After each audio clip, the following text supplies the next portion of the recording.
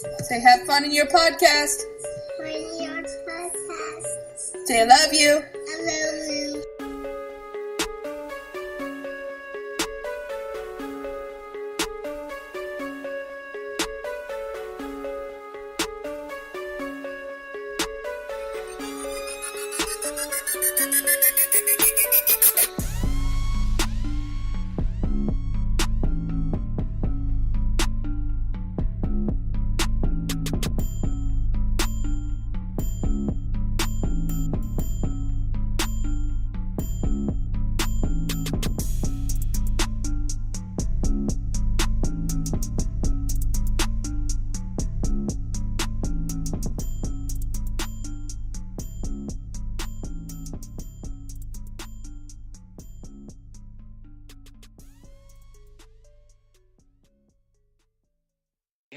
Hey, everybody out there. It's the New Rock Podcast coming at you. I-70 Connect, that's who we are. I'm the KC Stort. Got my homeboy up at Topeka, 30 pieces of AG. What's going on, homeboy? Hey, what's good? This is 30 Pieces again, live from the Basement Studios, Topeka. Yep, deleting all the hot porn off his motherfucking search browsers today. Anyway, full house tonight. Just like, full house, what we doing? We got the brothers of pain. We got Joe, Jeff, and James. What's going on, y'all? What's up? Yo. You got my homeboy, Raylan, coming in. Motherfucking Kansas City got motherfucking 10 meters. What's going on, 10? What's up, everybody? And we're going to try to be on our best behavior because we have a very rare, is it okay to say females in this area? Can I say them females? Hey, we have a woman on the show. It depends on how she wants to be addressed. I mean, it wants to be addressed. These females better check themselves. Hey, that's why I said A.D.A. I played it safe, though. like that's better, nigga. I think that's worse. Okay, well, I'm gonna chime in and say that's worse. We got Ada, I guess a friend of the show. A fan of the show, I guess. Otherwise known as A.D.A. How you doing, man? I'm good. Could you guys hear her? Not really. Yo, we see your big head though. Ooh, damn.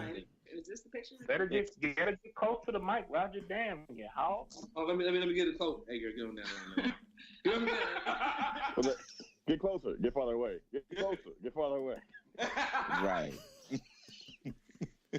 Shit. So there we go. Full house, everybody. We here. Thank you, as always. Thank you all for your time. So back to Frank. What's going on? You good, man?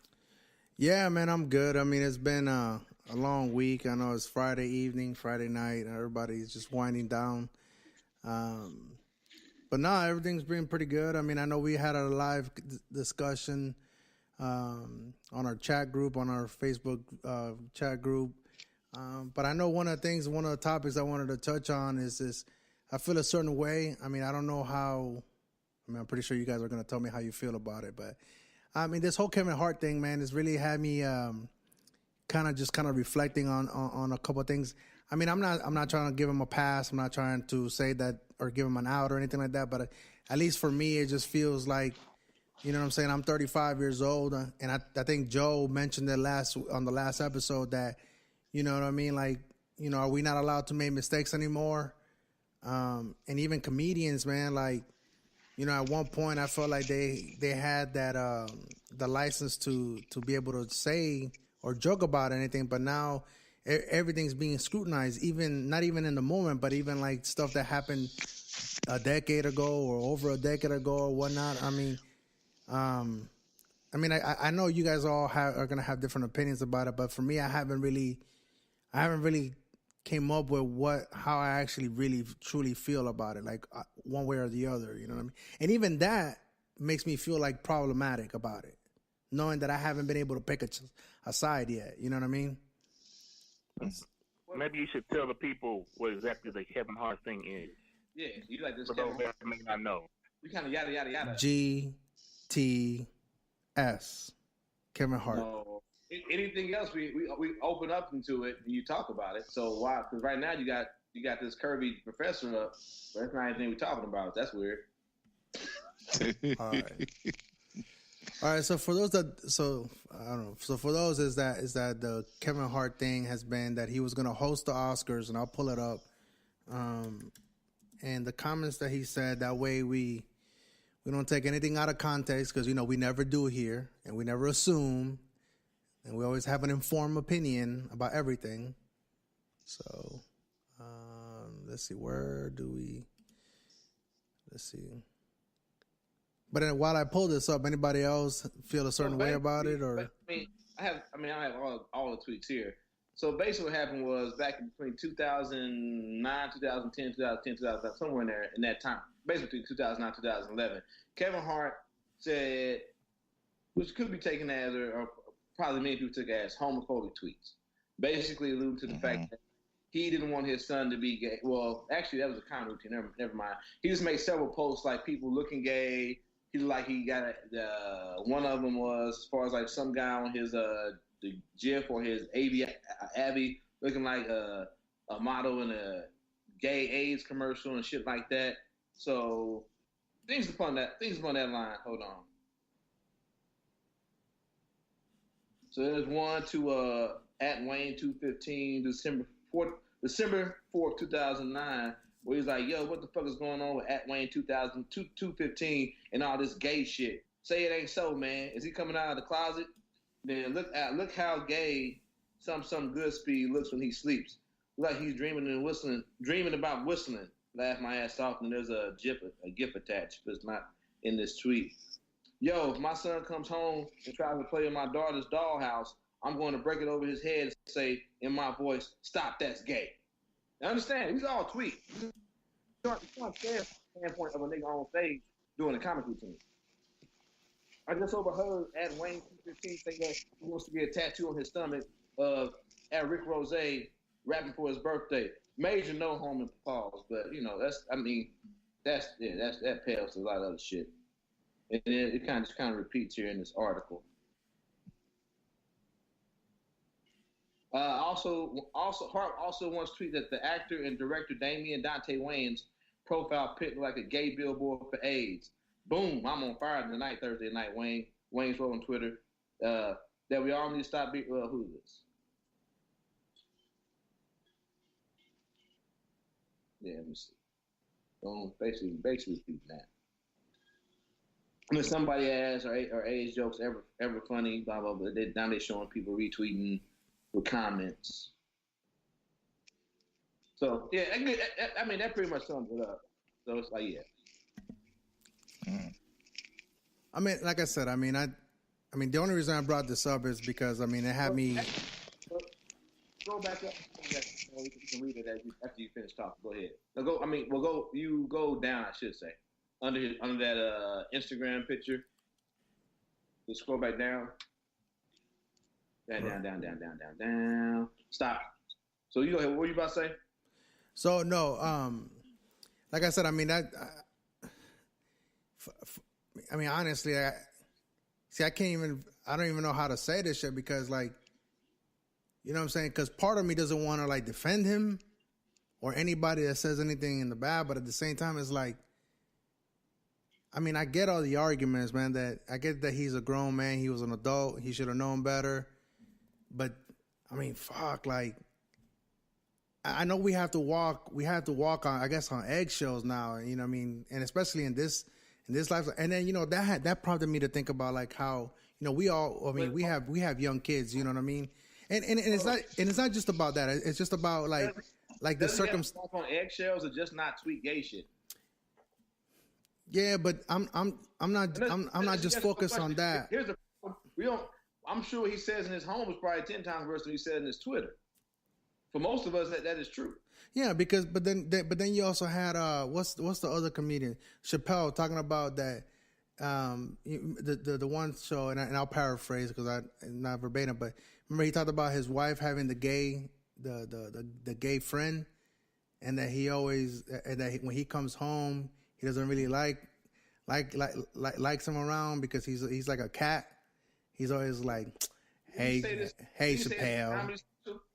Huh? Didn't he say that in the comedy special? Yeah, he But said that in yeah, the comment. that was a part of his routine, though. Let's not mix and match the two. Let's not mix and match what someone said in the comedy special So, and make the same niggas said in the tweet. see, the thing is, the difference between someone's routine and a tweet or whatever is that what's routine is written down, and it's basically for a specific audience. But when you're tweeting something, that's like public information. That's going on. It's to the masses to see. You know what I'm saying? All right. Okay, so I'll say this. So I guess because so I'm a federal employee, right? And this podcast, most of my coworkers, probably none of my coworkers know that I have this podcast. But if my employer finds out that I have this podcast, and episode 1, I was like, nigga this, nigga that, fuck shit, Latino, brown, faggots, gay, homosexuality, this and that, racist rents. So they could go back and. Yeah, but also you were talking about people being racist. I believe that we were talking about saying faggot and how that's not appropriate. People shouldn't say these things. So right, it's different. Right, and sometimes we do self check ourselves. You know what I mean? Like, and there's a comedic humor aspect to it as well too. But at the same time, but it's like I mean, I guess for me it was like, if my employer finds out, so is this podcast or whatever I say on this podcast fair game? Your employer finds out that you curse? Absolutely, it is. But see, and yeah, James, like I think you put it out. Anything that you put out for public consumption, right. You must also be ready to face the consequences of what you may put out there. That is true. It's simple as that. And it may not always be fair, and you may not always think it's right, but it is what it is, and we all need to be aware of that. How many times have you seen somebody put something on Facebook or some kind of social media platform that gets them in trouble and gets them fired or reprimanded or something like that? But James, they're not comedians, so they should get fired, right? See, I know. It is what he's saying. You see what I'm saying? Like, but no, it's not. No, we don't see what you put. Frank. You know what I'm saying? Because this been being a stand-up. What a stand-up comedian does. There's a contract, an unwritten contract between comedians and their audiences on stage. Yeah, entertainers, a certain amount of leeway that they can get away with in the interest of being funny or making a social statement. That's right. That's a big thing. Right.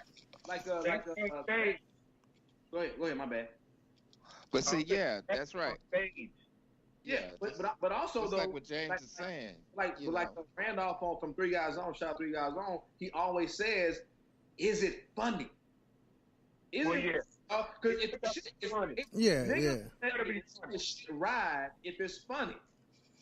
I mean, we have all Paul Mooney talk about racism. Yeah, but then again though, that's arbitrary though, because what may be funny to me may not be funny to you. No, it has to be funny. Oh yeah. I get what you're saying. For example, people. The cat on Saturday Night Live that told the joke about the congressman with the eye patch that was a veteran. The main reason he got in trouble was because the shit wasn't funny. Wasn't funny, though. Right. If the joke would have been funny, they probably would have, laughed it off and been all right. But he called hell because he told an offensive joke that wasn't funny. And let's not forget that Kevin Hart wasn't on stage performing a bit. Right. No, this is Twitter saying some homophobic shit, dog. Yeah. Don't get You're using this to say, well, when can a comedian say anything? No, it's like in the phrases of your act, but matter of fact, there have been comedians who have had contracts signed where they say, hey, when you come to the show, you can't curse, and they curse, they get in trouble. Yeah. So the comedian doesn't give you fucking carte blanche to say whatever the fuck you want. Okay. No. For example, when Martin Lawrence went on Saturday Night Live and did stand up, and he did the jokes about douching and all that sort of thing. Yeah. He was banned for life from Saturday Night Live because of that. Now that was in his comedy routine, but his comedy routine was not approved to go on Saturday Night Live. It's a different audience. It's a different thing. He was banned. And same thing with Andrew Dice Clay. He did the same thing.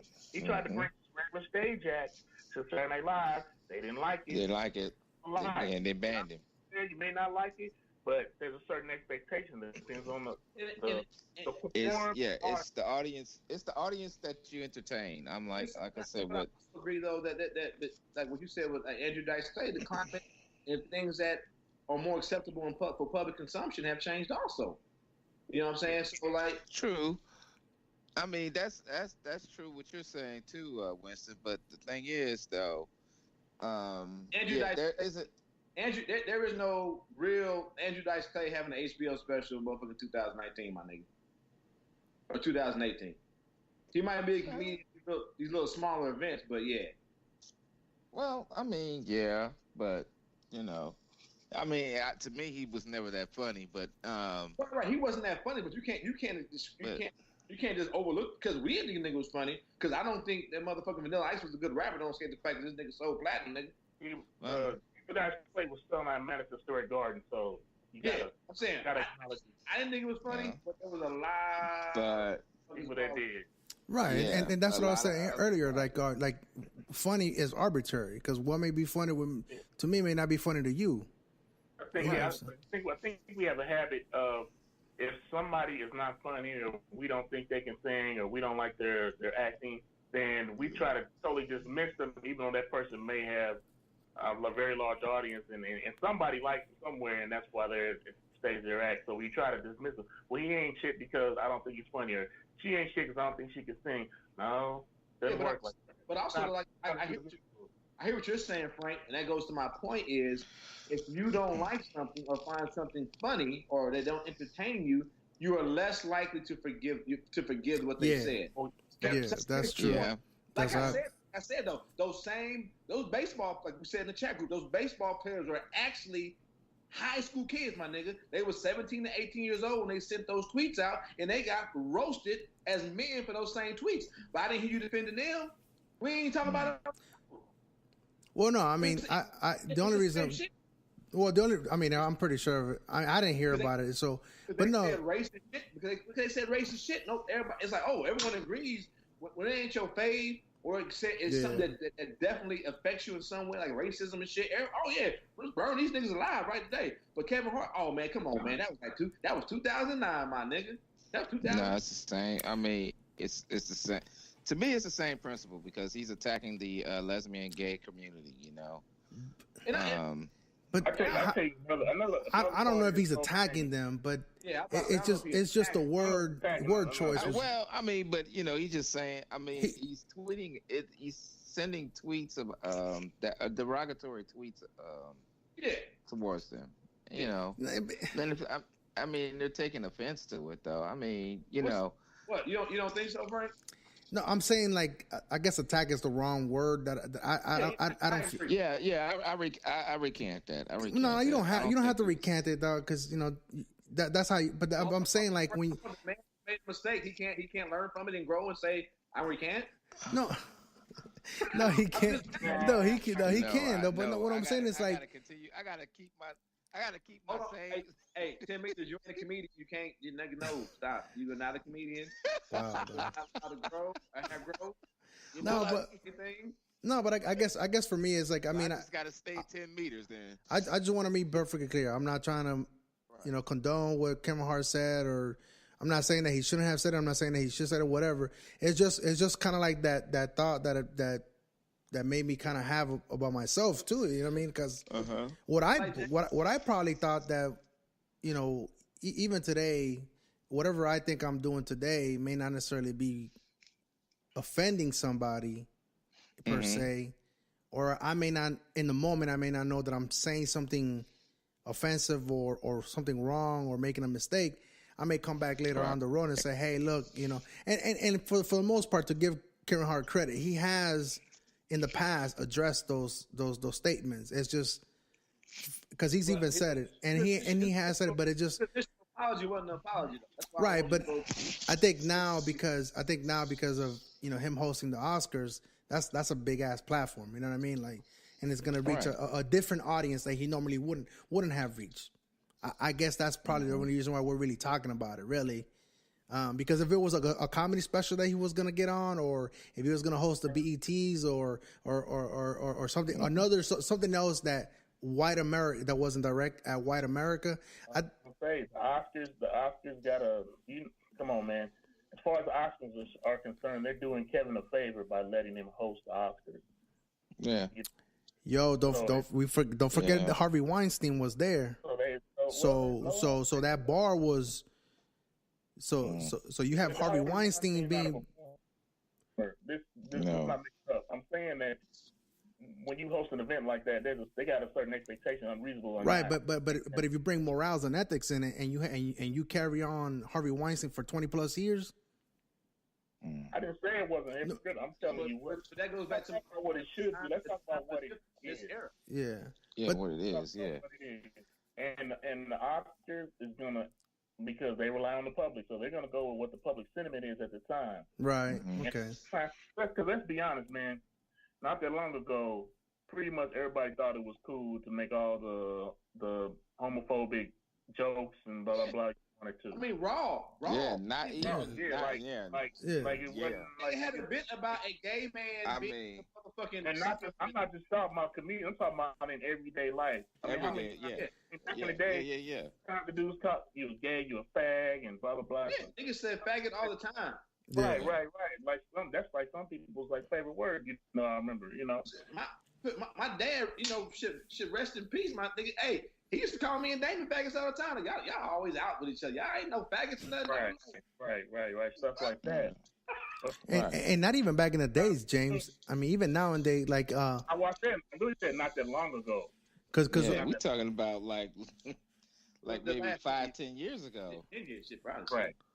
No, because 3 years ago, everybody was saying Paul's no homo. But, because the one thing is that we always knew that it wasn't right. And you think that gay people just started getting offended by it recently? No.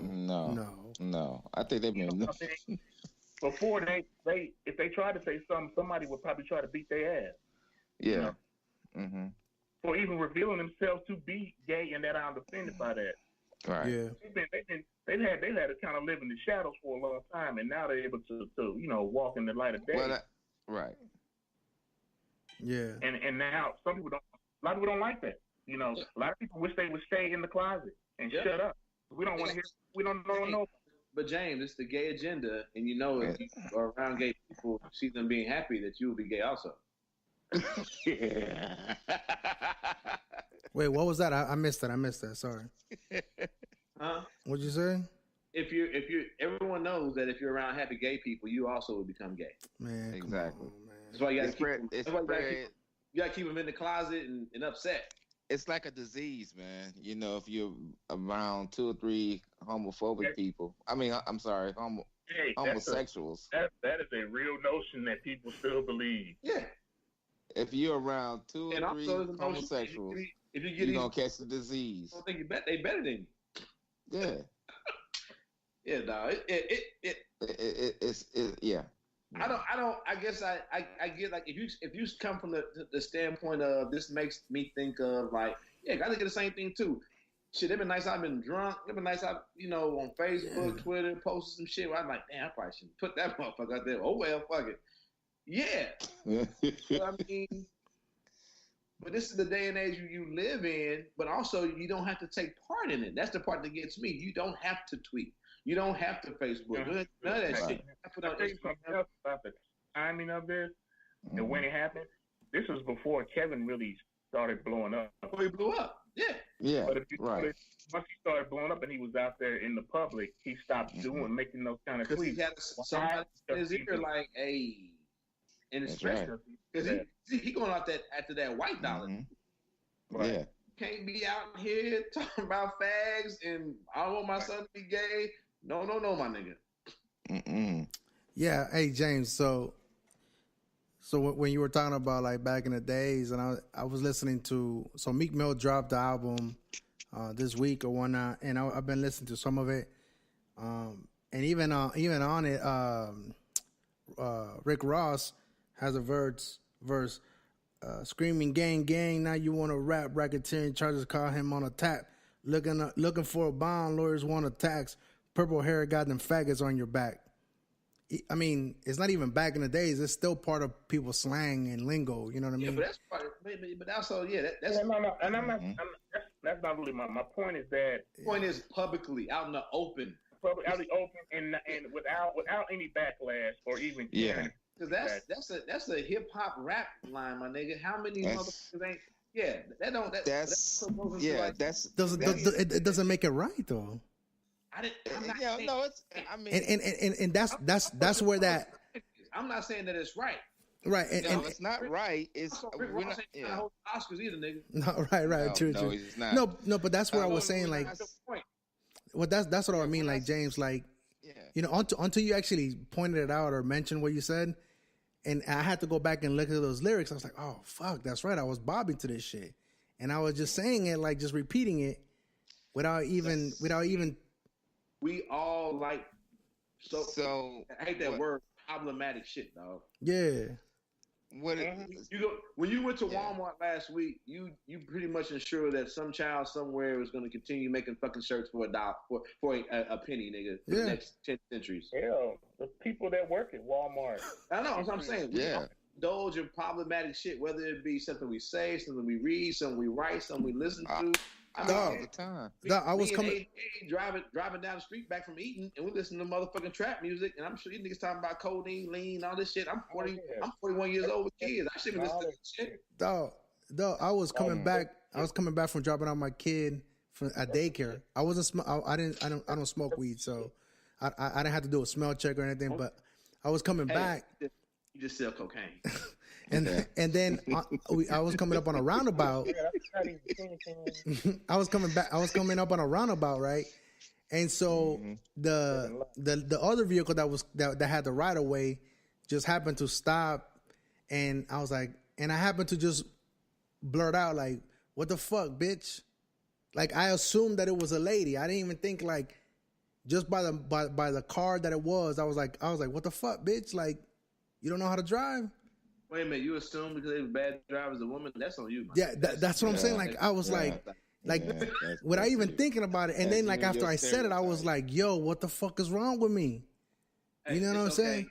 Whatever happens. I mean, luckily it was a female, but even then I caught myself. I was like, yo. So I made it okay that it was a female. Right. What? Right, it's okay. I ain't no better, dog, because whenever it happened to me, I think they all Asian and taking pictures. No, why do they all have a camera? And they have like a nice ass camera too, dog. Hey. Stop, nigga. Go down the road. I really want to go down. Stop. Hey, hold on. Yeah, we've been talking too much. What's up with Joe? This is the you're the conscious voice, bro. Where he at? Yo, I see. You remember what happened last time you brought Joe in? Is he sleeping? He got us muted or something. Oh, there he is. Oh, hold on. Let me prepare, Joe. Hold on. Yeah, y'all have covered the subject beautifully. I'm going back on mute. See? Oh, what the heck? Hold on. How old was Kevin? Was he 23? Oh, no, let's not do that. Damn. Speaking of Kareem Hunt, segue. But I don't get it. I think it was already out. The information was out there that old girl may have either spit on him or pushed him. Yeah, it was just they got like some confirmation from somebody. So that, I don't know which one it was. So how okay? So now knowing that portion of it, does it change your mind or anything at all? Or here's the thing, I did know that. That it's strange how that video was cut or what happened. The way it was edited. Well, we got a lot of like male testosterone here, but we also have a ADA, and we have a female's voice and a female of color that can, let's get her perspective. But he should have kicked her. No, I'm just saying like. I mean, I mean. need to clarify your question better, Frank. I mean, how did you feel about that? Like the whole incident, like when you first heard about it, and what was your initial reaction? You know, and then having a couple of days removed, and then knowing some of the story or backstories, or how it all kind of went about. I guess as a female, what's your perspective? I mean, like just the whole situation, period.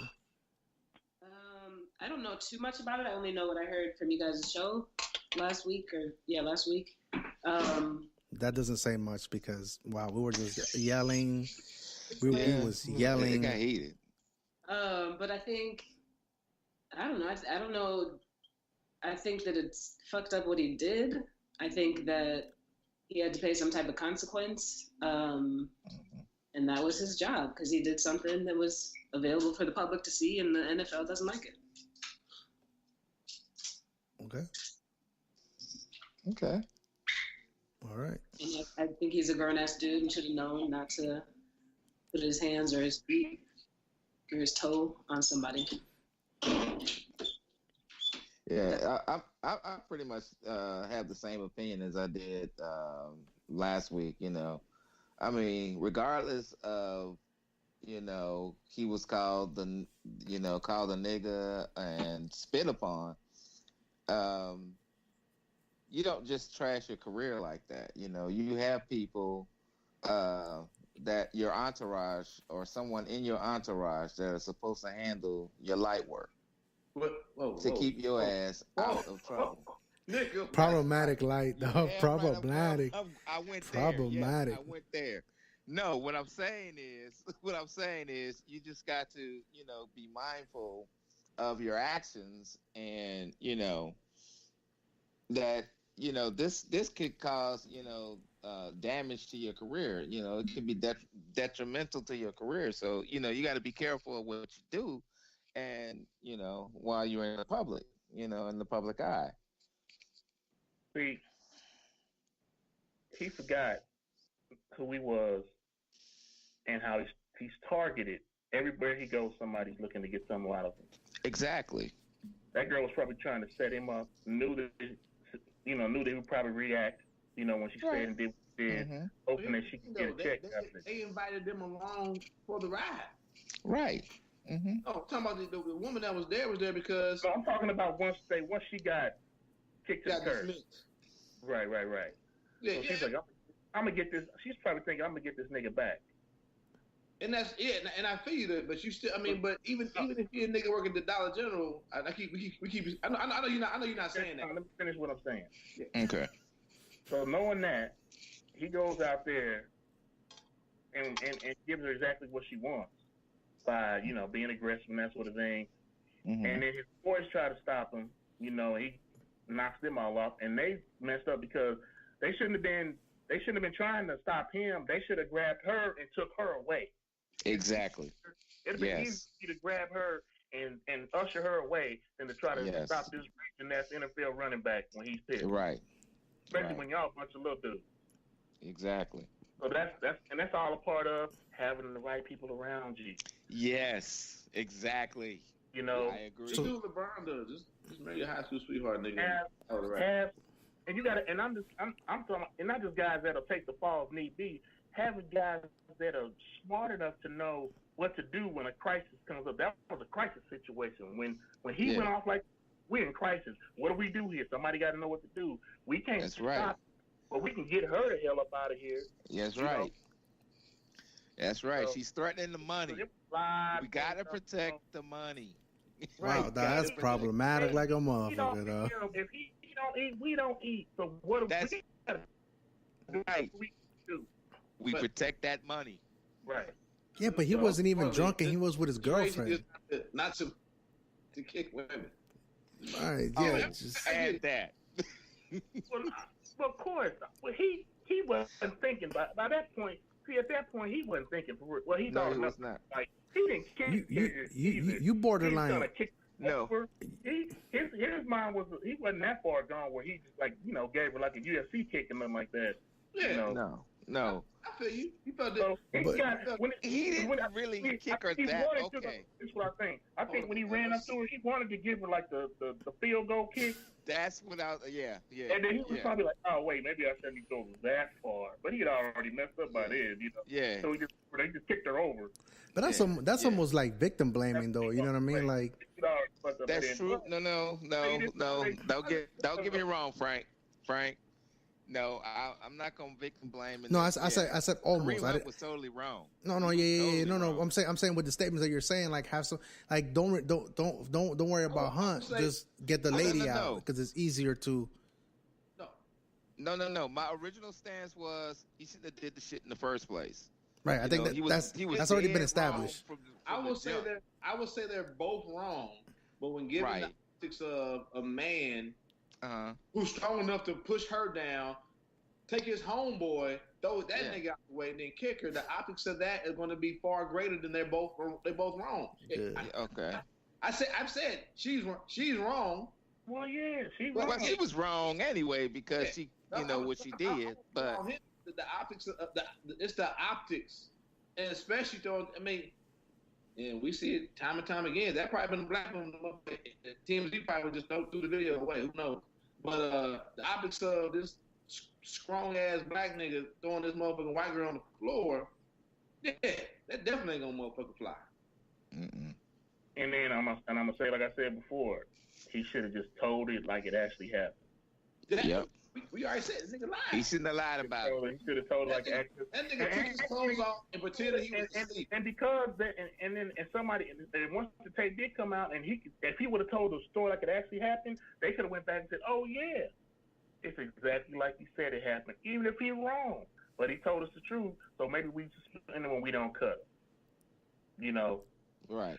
He took any good option he had. We gonna give once he started, and the Chiefs asked him like 3 or 4 times apparently, knowing that something wasn't right, and he just kept on. I'm gonna stick with this lie, even though I know it's a damn tape out here. I'm gonna be still lying. That nigga took his clothes off and pretended to be asleep, nigga. Yeah, I know. That's the whole thing too. That nigga was in his boxes like, oh man, hey, wait. That's horrible. Oh, that's horrible. Hey, wait. That nigga was fully clothed. This nigga was fully clothed, and all of a sudden, the next scene, this motherfucker half naked as shit. He got his shirt off. He got his dreads all messed up. I don't know what the fuck happened. I've been asleep all day, nigga. I gotta go. Nigga, I got a game. It's Monday. It's Monday. The Chiefs played on Sunday afternoon and shit. It's Monday and I got a game. I think it's even funny that, because if it had been like me, if it had been like us, the regular niggas, they would have made us put our clothes on. They was in that box on, nigga, like, what you think? Yeah, and I know we had the last episode we had a quick reaction that we had to the breaking news and to the video and all the footage and all that stuff. But I don't know how many of you guys listened to or had a chance to review the interview that he had with ESPN with Lisa Salters on. So I watched it live as it was happening. I don't know if it was pre-recorded or if it was actually live, but I watched it when it first aired or whatever.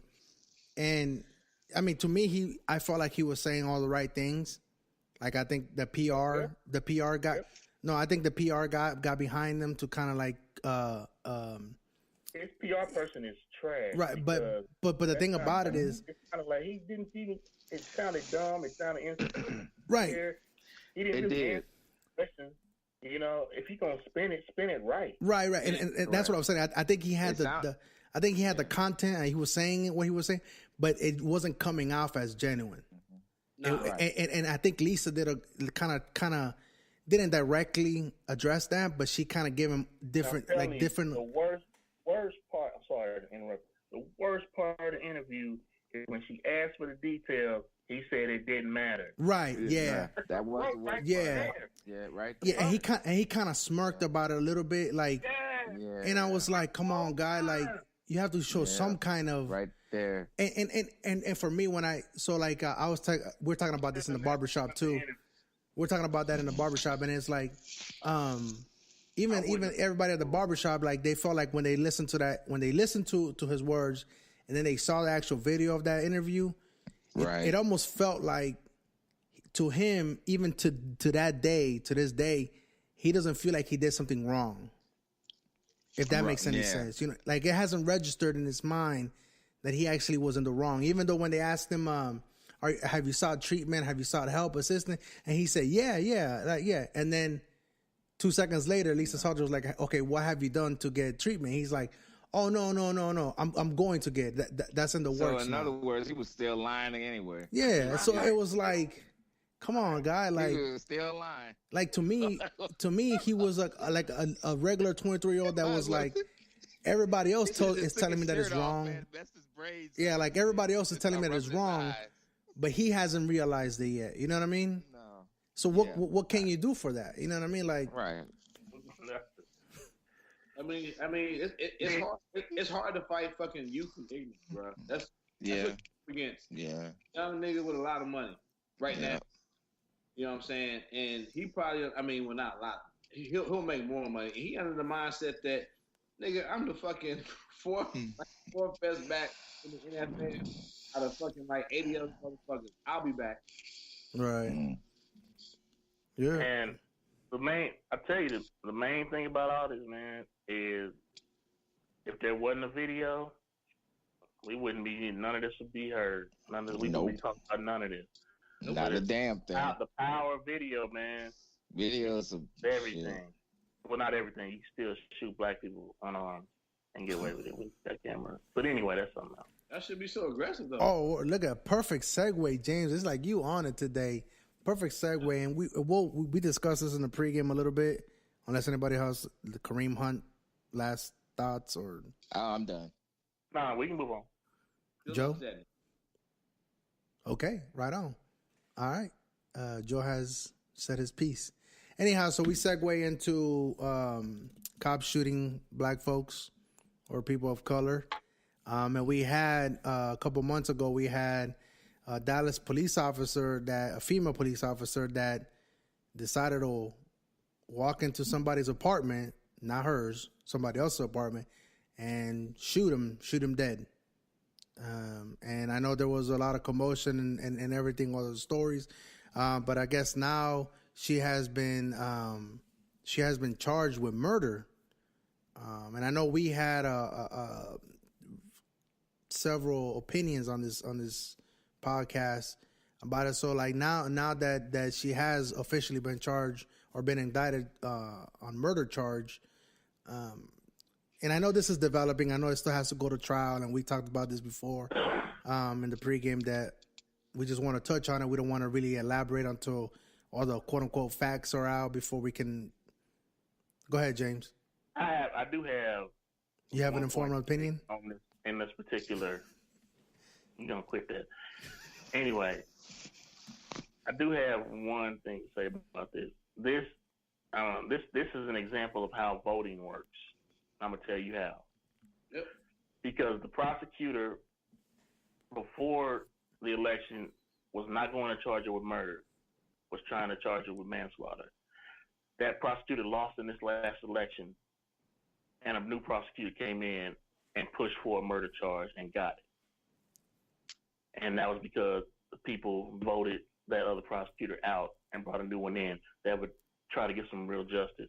And people tell you that your vote don't count and it don't matter. That's bullshit. Because it works, and it works on practical, real levels. On the local level, especially on that level, yeah. Is more important than anything, honestly. Yeah. Unless you're from Georgia. Well, unless you're from Georgia. It's always exceptions. God. So damn, isn't manslaughter? I thought manslaughter was worse than murder. No, murder is the top. Oh, okay. So murder's the top. Learn something new today. And I know we'll see. Hopefully Hope that bitch burned in here. Fuck him. Hope that bitch burned in here. Yeah. Hopefully the charges stick. And hopefully it's multiple counts, not just it's not just one charge or whatnot.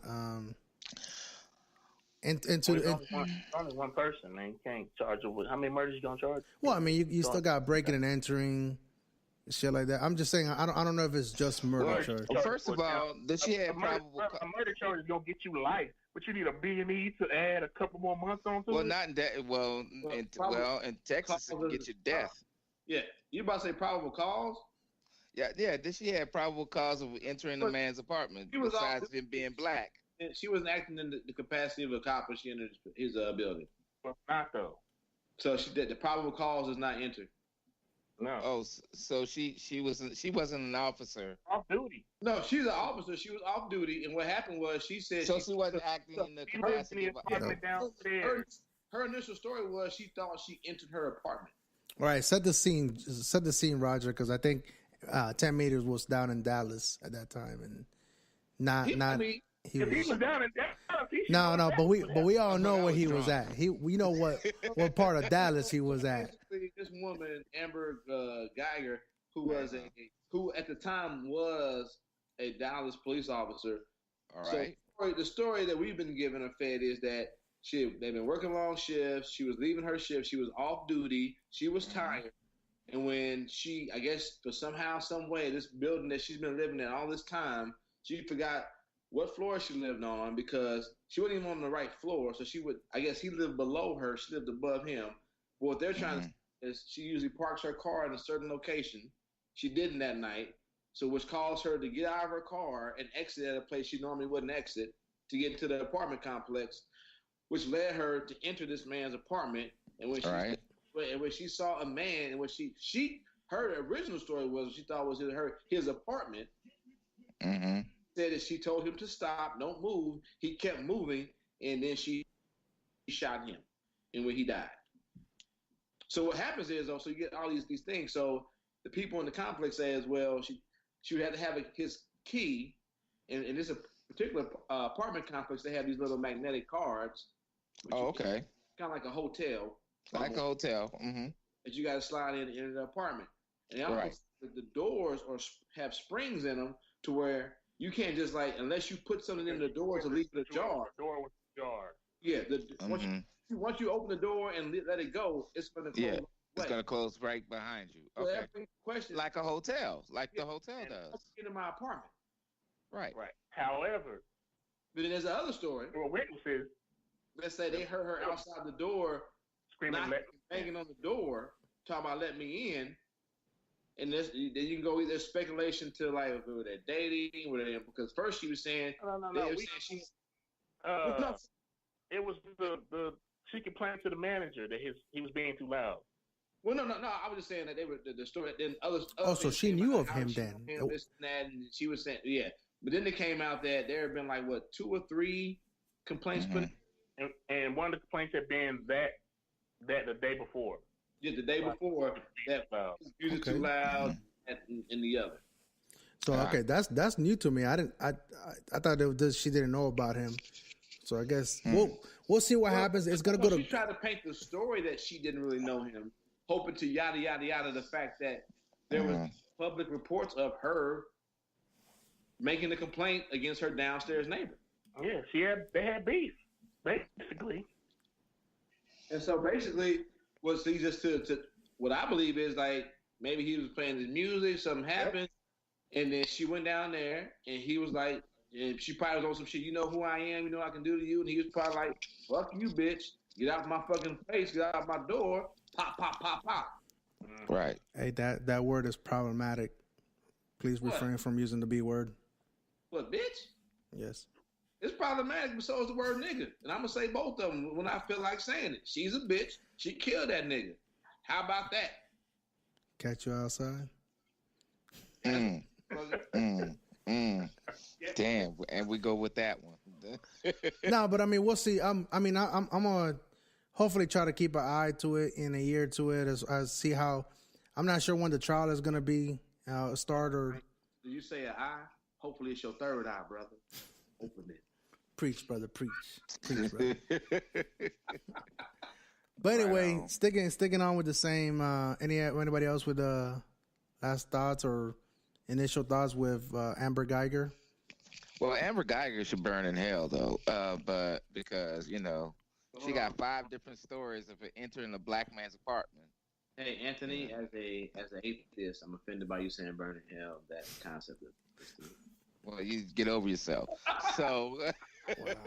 So Miss A.D.A, any thoughts on Amber Geiger, or the whole incident? Not really. I think the only thought I have is she actually going to get convicted or not convicted? Is it convicted in the court case? Yeah.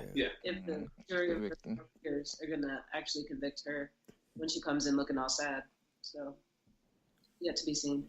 Shit, white tears are undefeated, nigga. Yep. Always an issue. Yep.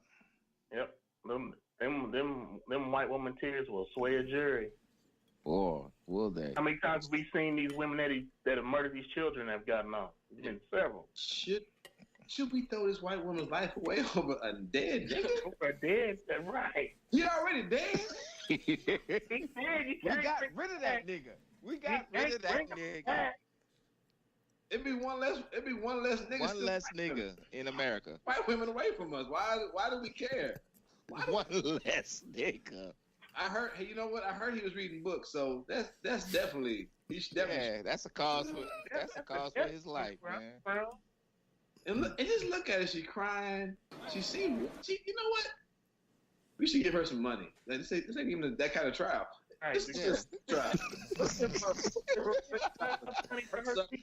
Yeah, go ahead, sue the city. Okay, so I guess that this is going to continue to develop, and I'm glad we captured these. When the incident happened, we have our emotions or reactions. Now that we know she's going to be charged with murder, we captured that reaction, and we'll see how the trial ends. Like Miss A.D.A said, Miss A.D.A say, it's just going to be determined to see if she actually gets convicted. So, and I can't sit here and say that she is. To me, it's an open and shut case. But like you guys say too, is white women tears. Of public opinion, yeah. And white women tears, bro. Shit, my wife is white and she starts crying. What did I do? So you going to jail? Better do that. Yeah. When they're jail, I'm gonna try to deport you. I'm just giving it free. Nah. You better not never get into it with Hey, I'm laughing, but there's a little bit of truth to that. There's a whole lot of truth to that. Cause I'll be damned if you're gonna see her. Cause I always tell her, I'm like, yo, you gotta be careful, man. You can't be crying. Now you know. Yeah. Yeah. Cause I always tell. And then I told him I didn't want to be more black beans. And I just you can't just be eating black beans every day, nigga. You gotta go. But anyway, okay. So Joe, you still there? I mean, so what do you think about the murder charge now? About time they at least charge somebody. We'll see what happens. It's a long way to go. We'll find out. Dang, Joe's like Russell Simmons tonight, man. Right. I mean, mellow as hell. Do we need to take this offline? Do we need to stop recording? I can hit stop. No. No. Let's go, man. Let's go. So sticking with the next subject. Sticking with the topic of, well, more like white people fucking with black folks or colored folks or people of color or whatever. Even though there's a white guy in this video on this Instagram, so I found this one. He's the worst kind of white man. He's a white man that has friended the Negro. Oh, you know that. So this is the one I found. This one on Instagram, and I shared it with you guys. So basically, these are what black Texas men followed from store to store, then arrested in front of his kids after being falsely accused of shoplifting. And in the picture, I'll put this in the show notes. There's the black male and a white male that's dressed urbanish, for the proper term. So he's not in his proper whiteness attire, so to speak. So they've been trailed And so here I got the little video. Let's see what the video says.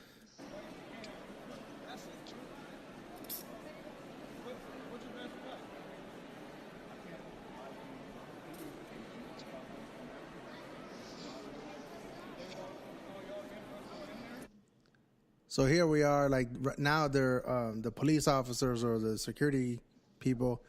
So they're taking the handcuffs of the white male and the black male after and you could see that they have bags with them. You could clearly see that they probably have been shopping around. So let's let the video play out a little bit more.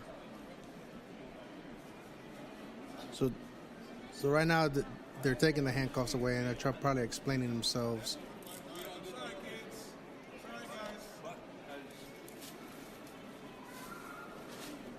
There you go. This is how it happens in America, people. You see what just happened to us. We're in here shopping for the kids. We're just spending money, and they see us, and they want to say that we're stealing, but we just showed them receipts for everything that we just purchased, and they have to let us go. So, welcome to America. In front of my kids today, this is what's going on. Yes, ma'am, I am right now. I'm recording the whole thing. So, go ahead, Roger. I can't hear you. Roger, I can't hear you. I can't hear you, Roger. So I muted my mic while they had the thing going. My bad. That's that white woman question. Are you recording me? Yeah. But yeah, man. Yeah, but I heard about this. Probably when it happened, I heard about it because they had some on local news here in Kansas City about it. Man, that's real. It's just real fucked up, man. Niggas can't live, bro. Nope. I always got to watch our backs, watch what we say, watch what we do, how we act, walk. It's just fucked up, man. They say pull yourself up by your bootstraps and then try to arrest your bootstraps, nigga. I guess this is the overall theme for tonight is like make sure that you kind of like watch, be mindful when you step outside your doors of your home, because I mean, you never know what's going to happen. Because even, I mean, to me, they weren't even doing anything wrong.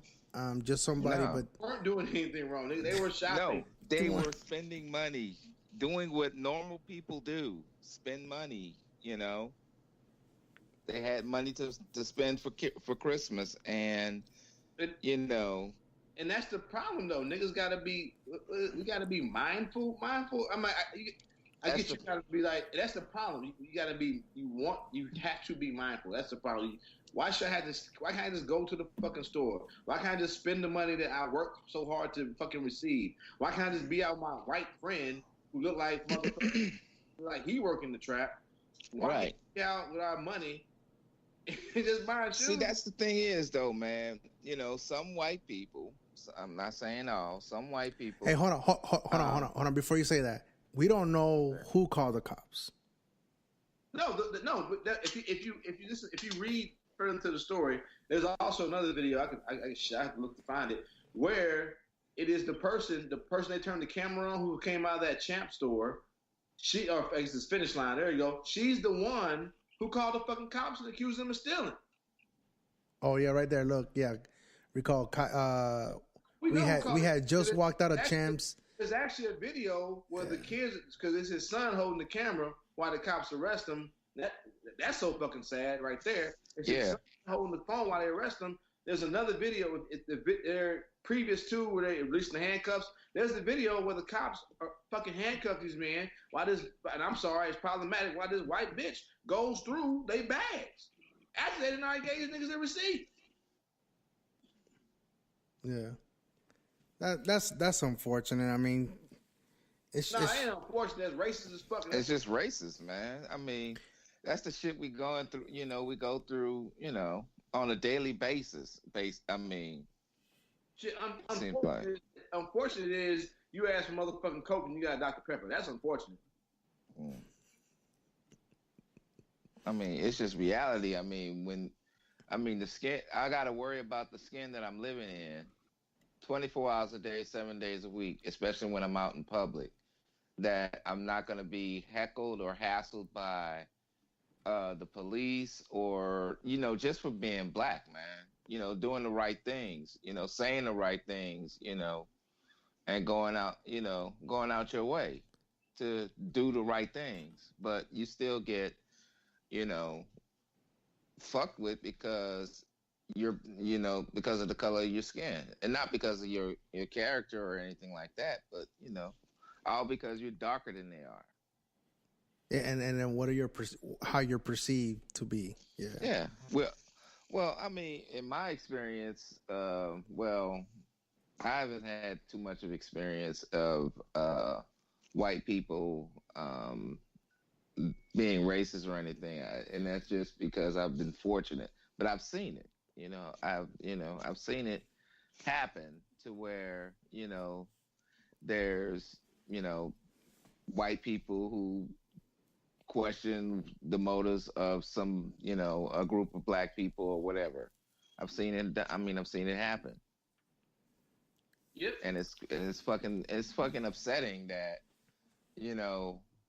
people of color, and I mean this is any color, have to worry about the perceptions of white America, on a daily basis.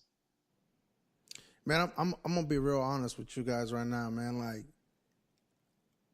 I mean, I want to say I can relate, but I'll be lying to you guys, dog. Like straight up, like, and I don't know if I've been privy to it, and I know it's probably gonna sound horrible when I say this, but like, I mean, I've been profiled before, but throughout the majority of my life, I haven't felt that way. Where you just said something about your skin, though. You have to be 24/7. You have to be. What were you saying, just Anthony? Basically, that 24/7. I mean, your skin and to worry about. Yeah, and honestly, I've never felt that way. You know what I mean? But I could only imagine how that feels, though. And I don't want to make it sound like, oh, I'm white passing or anything like that. It's just, I mean, I don't face it on a day in, day out basis. You know what I mean? And you guys just were just talking about, like, just black folks in general. You know what I mean? Or minorities in general. But even though I am a minority, I don't. If I said that same statement, like, I wouldn't be truthful to it. But when you said it, I there's a genuineness to that, and I just have to say, like, I could only imagine that, bro. Don't worry, you get 4 more years. You get 2 more. You get 4 more years of Trump. After this, you'll be worried about it, nigga. No, but I'm just saying though. Welcome to the party. No, but I'm just saying though, like, that's, I know you guys say it and all that stuff, but I mean, you guys actually really live through it, you know what I mean, on a day in, day out basis, and I don't feel that way. Even though I am a minority, I don't. Shit, dog, like, that makes me feel horrible, dog. You know what I mean? Yeah, I know what you're saying. It is what it but is. It shouldn't be like that, man. That's fuck, bro. I don't know. Yeah. I mean, it shouldn't be, but welcome to America. Right. I just want to make sure, man. I gotta do a lot of. I need to make sure I raise my kids the way I feel the world should be, though. It ain't, and it's not even about being correct or anything like that or the right way. It's just, I'm just gonna raise my kids to fucking. I don't know, man. Like my son the other day, Winston, he was like, "Yo, hey, can you call Grant?" He calls him Brant, but he's like, "Call Grant to come," and I was like, "Who's Grant?" His father. He's like, "Oh, Roger, the tall man." And I was gonna say the black man. He's like, "No, the tall man." So I'm like, I don't know, man. You say the black man though. No, but I'm saying he said, like, the tall man, because he even said he even thought that that Joe was you. Oh, because he's tall. Yeah, because he's tall. Like, look taller than me, shit. Because he's taller, just how black people look like. Damn. I would have to check him. I'll make sure, I'm gonna go check him before we go to bed tonight. That's what you and your name been teaching, Logan? That all niggas looking like? No, that's he does go to a white daycare though, so I have to go check him too. Check the curriculum. You might want to start reading that homework. Yeah. For real. It's just a bunch of pictures with black people that say criminal over the top. All right, and I guess we'll liven it up a little bit. I mean, I know. Look, I don't want people to think that we cop hating, cop bashing, or anything like that. But nigga, don't make that. Stop that. I hate when we gotta. I hate to live in a world where you can't talk about people doing a bad job and say, you know what?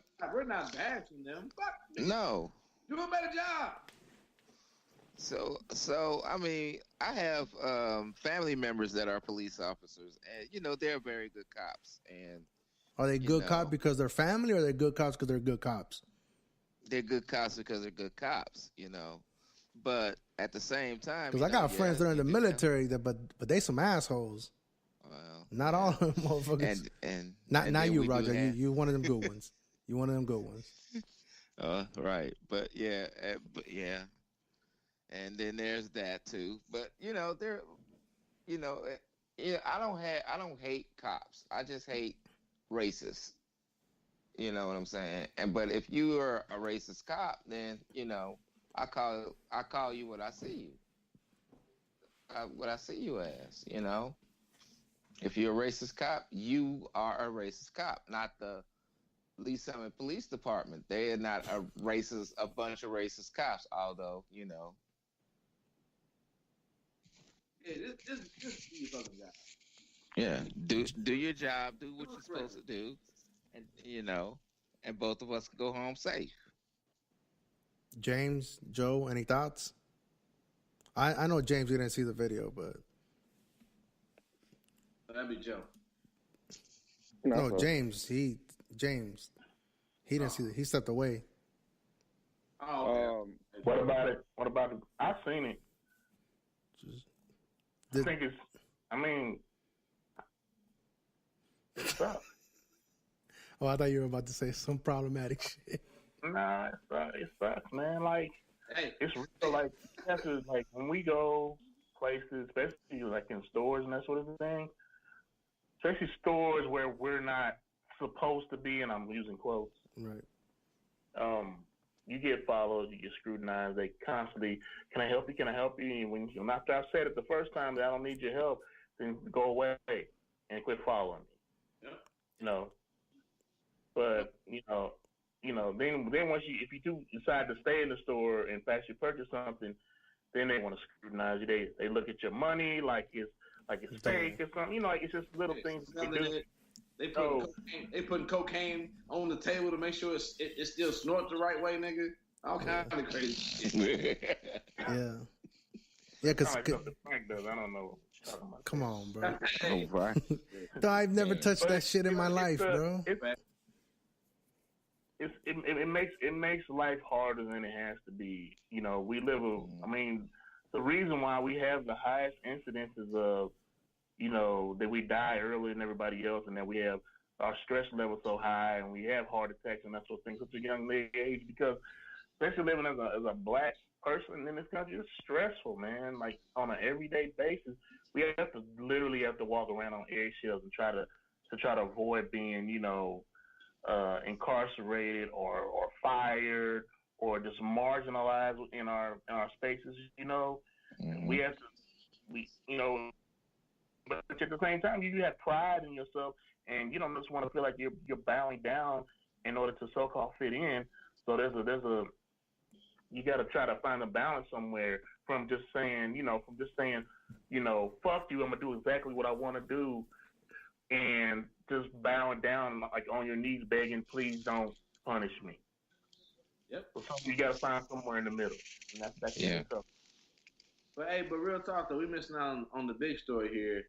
That this white man is gonna say, I ain't fucking with niggas ever again, cause I got handcuffs put on me, cause I was with this nigga here. We missing out on that, dog. Nah, but that's a rider right there though.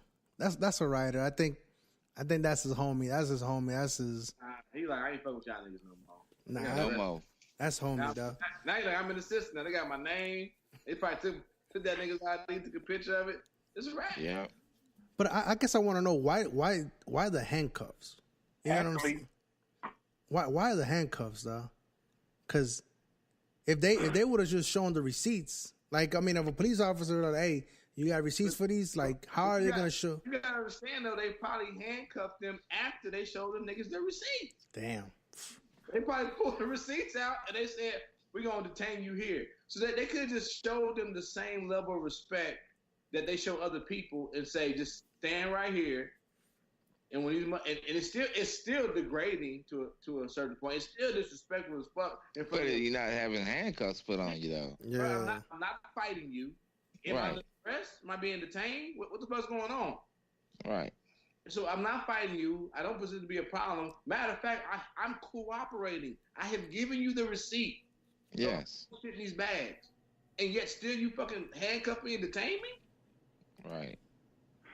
I think another part of that is I think another part of that, and I've talked to some cops before about this kind of thing, is that certain things are part of cop culture. Like if there's a cop that tries to treat somebody with respect, somebody black with some respect, and to give them some dignity, he'll have other cops that'll tell you can't be with them. They'll run over you. They'll try to kill you. They don't expect that. You got to show them force in order to to get what you want out of them. Don't be soft on those niggas. That shit's real. Oh no, I know it's real, man. You got a cop that might be trying to treat you with some respect in a situation, but can't because he's feeling the pressure from his other cops. Yeah. That'll call him soft or try to ostracize him, and all sort of things because he was just trying to show you some humanity. Bro, you just reminded me of a story I read a couple of days ago. It was about another cop incident. It was a shooting in West Virginia, and the cop that presented himself, it was a black male that was like, I guess he was stressed out. He had a history of not mental disorder, but like I guess he was just in a manic mode at that time. But the guy, the white cop that showed up to the scene of the crime or the scene, he pulled his gun out because the black male had, I think he had a weapon on him or some sort, but he didn't have no rounds or bullets or in the chamber or anything like that, or a magazine.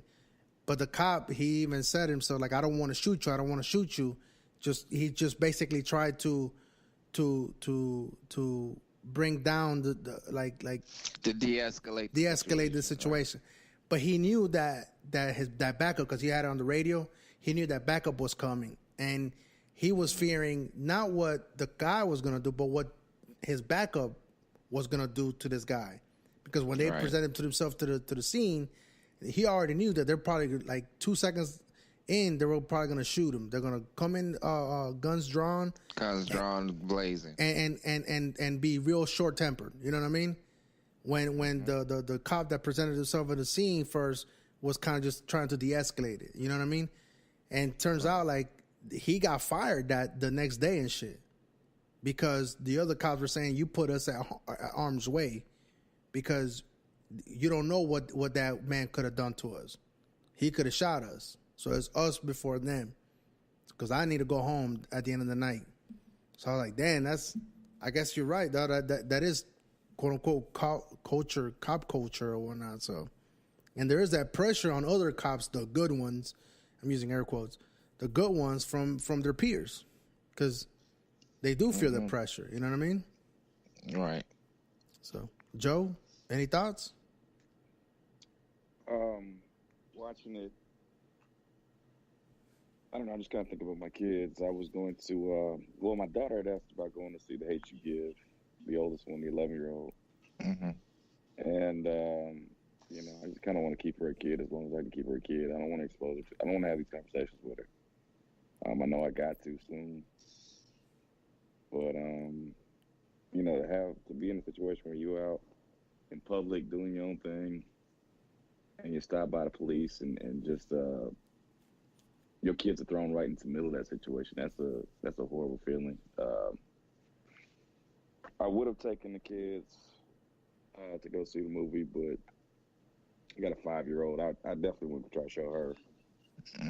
So you want to try to shelter your kids and kind of protect them for as long as you can, but I don't know. This was invasive. What movie was that? I didn't catch that. Sorry. So the world's invasive. I mean, these you can't hide from these things. You can't stay in your bubble. It's gonna come to you. So. Oh yeah. Yeah, man, and your kids are older than mine, and at least you could somehow explain it to them. But like, I got a 4-year-old, and it's like, how do I explain this shit to him? You know what I'm saying? So I don't it's have an like, answer to that. I don't have an answer to that. It's like, today, even to this day, it's like I'm like, and sometimes like I try to be, straightforward with him, but knowing damn well that he's looking at me like, Dad, I don't know what you're talking about. Like, what you mean? So, Miss Ada, A.D.A, any thoughts on that? What? Like, you guys all said everything. I think it's just crazy that that's the society. I am surprised that the title doesn't talk about the white dude, though. Of course not. It's the headline grabber. Mm-hmm. No, but that is true. That's true. The title doesn't, but in the little, like the verbiage, they seem to question him the most. You know what I mean? They ask him like the questions or whatnot. And he has yeah. Yeah. I mean, that makes sense though, especially you go around with it. If you want to believe that police see us less than or less as, of course they're going to talk to the white man who they'll feel will be more truthful. Yeah, he'll be more truthful. He's sort of like the sponsor for this nigga that's been shoplifting or allegedly. I'm using air quotes. Allegedly shoplifting. All right, so we're gonna. I mean, shit. Again, that was just our, white folks leave black people alone segment, and now we're gonna get to. I think Joe might like this one a little bit more. Curvy teachers. I don't remember my teachers being curvy, not like this. So I don't know. You guys talk about it because I'm new to this. I'm also married. I don't want to talk about this shit. Well, it is something that I don't remember even how it came across to me on Facebook somewhere, and so I passed it on just to the group, just to just for giggles, really. But I don't know. We kind of dug into it a little bit. I think James was doing some investigative reporting. Investigative. Investigative reporting, James. I'm gonna tell the truth. When I saw the video of her teaching and I saw her booty, I just didn't think her booty was legit. You say you didn't think it was legit? No, I didn't think it was legit. Oh, it is? I didn't say nothing about dick. No. I didn't think her booty was legit, so I did a little digging. Mm-hmm. That nigga out there like Columbo, nigga. Yeah. I found her Facebook page. I found her IG page and saw that she was like slash. She's like slash stuff. She's like slash teacher, slash internet model, slash video hoe, slash. I think she got. I mean, okay. That was impressive to me. I mean, so. No, I wouldn't. But what I was gonna say that she's been featured, not like a person, not like an extra. She's been a main feature of like 2 pretty significant videos. She was in a Migos video. Oh wow! She was in a Migos video. She was like the featured, girl in the video. And or one of maybe 2 or 3, and then she was in a Donnell Jones video where she was like, she was like the love interest in the Donnell Jones video. So she wasn't just somebody who's been in a video. Which Donnell Jones video? You got to go back on her page. I couldn't, I didn't recognize. Oh wow, right there. Hey, come on. I mean, damn, right there. Come easy, guys. On that journey, I did find old pictures of her, and in those old pictures, she did not have a booty or a breast like that. So. She might have been squatting, bro. Hey. The thing is, she got it now. I mean, hey, if that's your thing, that's cool. But I like to know if it's legit or not. So And- the question is, yeah. Well, and so yeah. okay, so we're talking about right now we're talking about Miss Nerissa Reeves, Reaves, Nerissa, Okay. Nerissa, in case you want to GTS. I mean she has all the credentials as of an educator. Yeah, she does. I mean besides the looks, I mean we know that she's no, she's got a master. She's got a master's in education allegedly. Yeah. The last thing I put out there to the group is she was apparently she put a post out saying she was leaving New Orleans and is headed back to my Atlanta. hometown. All Yeah, right. she's headed back to Atlanta. I think she did an undergrad there too, maybe. And Spelman. so she's Spelman, I want to say.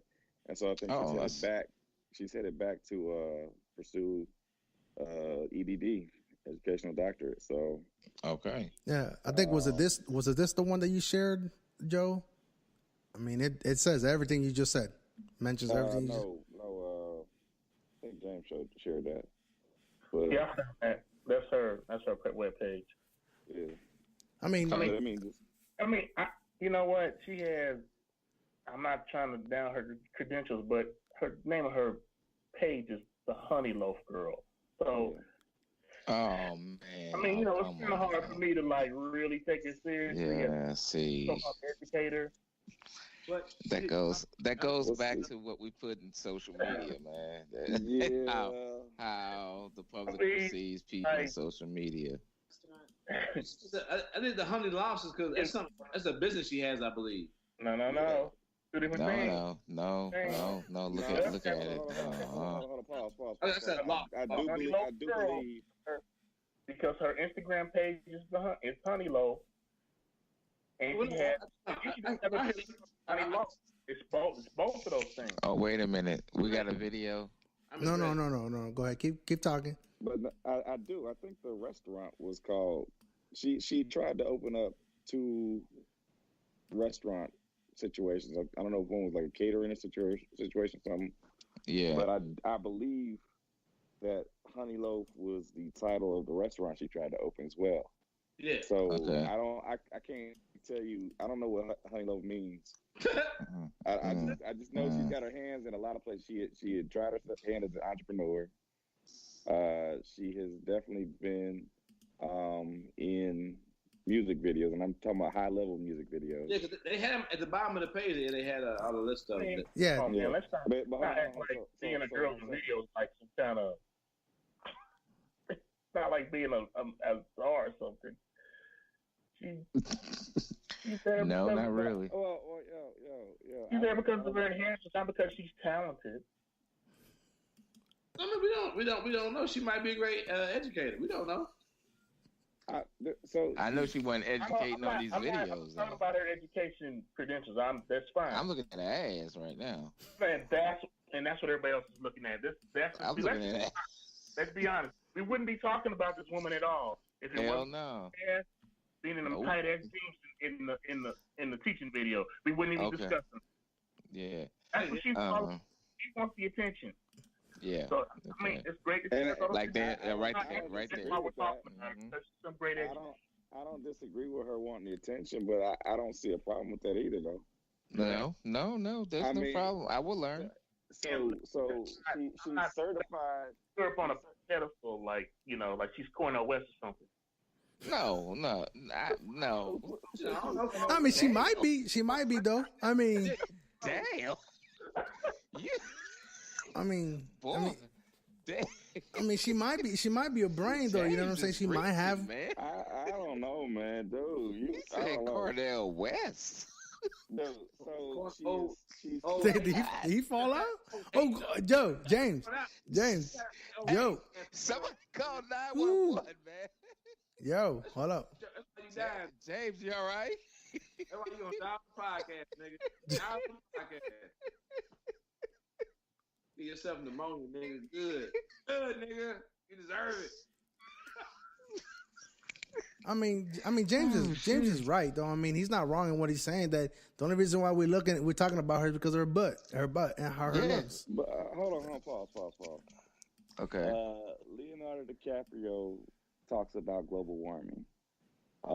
He's white. Mm-hmm. He's an actor, and the only reason we listen to him is because he got a break because somebody thought he was handsome or whatever. Same thing goes for George Clooney. He got his causes. You know what I'm saying? Yeah. I'm saying to you, she is using the talent she has to bring attention to herself in any way she has. This doesn't mean she's not qualified to be an educator. She's teaching. No. She's teaching at a junior college, which in order to teach at junior college, you need to have a master's degree. You have the master's degree, right? So right. She has a master's degree. She now I don't know what she's gonna do, but like I said, she claims she's gonna go off and pursue a doctorate. I mean, I don't know. I'm gonna go ahead and give her the benefit of the doubt and say, hey, she's aspiring to be credentialed and a capable educator, and I don't necessarily see a problem with you having pursued one career. Because I mean, even if you were in videos, that's not gonna last forever. That was for the moment. Yeah, I mean, she has the assets. She has the assets to do it. I mean, no pun intended, but I mean, it's no different than us trying to be podcasters. Well, we're also professionals in other fields, so we're just pretending. When you're trying to get this podcasting thing to hopefully one day make money and make it rich, and I don't know if that's gonna happen. But the part that I found interesting. What'd you find interesting, Joe? The part that I found interesting was that she was getting shamed for what she was wearing. Similar to what Teacher Bay had going on. You know what I'm saying? So, like at the school or on her social media? On social media. This isn't the first documented case that happened. There was a elementary school teacher. Well, I think Teacher Bay. Or Teacher Bay is what the moniker was for. Yeah. And I put a few things that was up. I was gonna look her name back up, but the I know what you're talking about. Yeah, there we go. I got her name. I forget her name. I think that the picture where she wore that pink dress is the one with motherfuckers. The hate started coming. Yeah. So I mean, that one. Oh, yeah, I mean, sorry about that. Okay, okay. What's her name? This nigga Anthony getting all the spank information stored. I think her name is Patrice Brown. Yeah. Okay. Yeah. So she was. This is about last year, I guess. Yeah. And so she became famous for several of the pictures she took. She is an elementary school teacher. Yep. And she was wearing some tight dresses. And the thing about it is, maybe the dresses are tight, but I think it's body shaming. You're looking at, there's a double standard held. I mean, I think. This is what you guys were talking about with somebody got into her. I mean, yeah. Frank. No, on, man. Frank said, "Wow." You're not a comedian, nigga. Let Joe finish. Goddamn. You got a stick figure woman wear the same level of tightness, and it's not a problem for a dress. You know what I'm saying? You ain't gotta say women. You talk about because they're putting the guy that this tight ass shirt on. Not him. No, not that nigga. This other the big nigga would look like he teaching class in jail. Yeah. That one. Yeah. I don't know about that situation, but whoa, time out, dog. Time out. Frank. No, but I'm just clicking on the video. They got related images.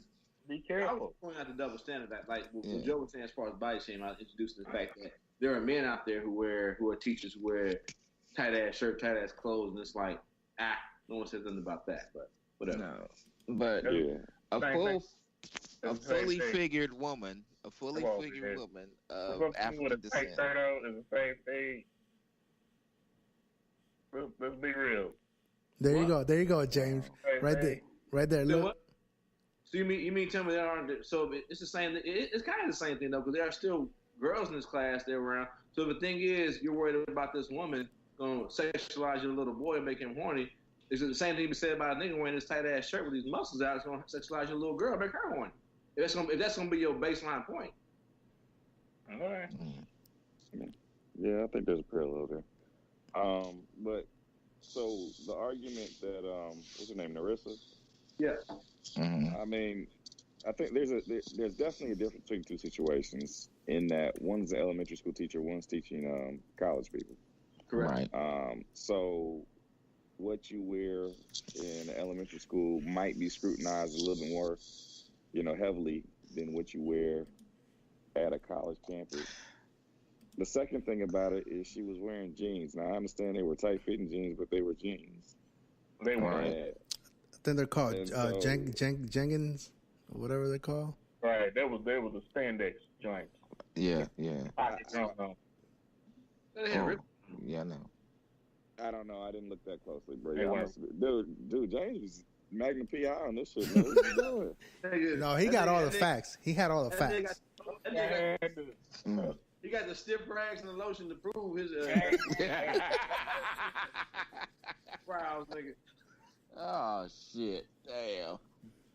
So I mean, honestly, I'm not really into enhanced. Seriously, I just don't. It looks weird to me. Yeah, well, that's what I was gonna say too. It does look weird, like the chicken legs with the big butt. Yeah, it just looks weird to me. Yeah, I mean, upon further review, yeah, it's not necessarily what you would necessarily desire, but at the same time, at a glance, you scrolling through it catches your eye. You know what I'm saying? I know. Hey, I mean, obviously, it caught my attention. Yeah, it certainly did. But then I just had this. I always take that next step. I'm gonna take the next. To make sure it's real. I fell into a rabbit hole. Is really what happened. Yeah, I see. You certainly did. You fell into a rabbit hole. Masturbation rabbit. So Mrs. Reeves. I don't know if she's married, but says she graduated. She graduated from prep school. I moved to Atlanta to study at Spelman College and major in East Asian Studies and Japanese language. Yeah, wow. I mean, that's impressive. I mean, yeah. So she apparently spent some time in Japan early on, and I guess became relatively fluent in that. Okay. I mean, like I said, so let me say this, and maybe I'm wrong for saying this. With her credentials and what she's done, why isn't that what she uses to impress people instead of it's the same reason that your attraction is gonna you don't we wouldn't be talking about it. You answered your own question. We wouldn't be talking about it if she didn't have a fat ass. Yeah. I'm not talking about for attention. I'm talking about to advance herself and her. I don't even know what exactly she wants what career she really wants. But I'm just like, if you got all that going on, that's not enough. It wasn't like she was ugly. It wasn't like she was like. She was built nice when she didn't have all that. It doesn't matter if that's what she wants. She wants to be a teacher. She wants to be a model. She wants to be in videos. Yeah, but look at this, though. She said, most recently I have decided to focus all my attention on education, but on a massive scale. I have found an online school called Northeastern Ascension Academy. I mean, she is using her platform. Nah, from what I gather, she is definitely a hustler. Yeah. She's definitely trying to do anything she can to come up. And if she got it, she might be on. Now you compared it to Corinne Stephens. She might be more like Umar Johnson. Ooh. She might be more like Umar Johnson. God damn. Yeah, you're trying to build her own school, man. You know, she didn't come up. It'll never be open ever. Yeah. You know, I don't know. So I don't know. She doesn't seem to me to be sincere. Whoa. What do you mean sincere? In a lot of her, I think she's definitely an opportunist.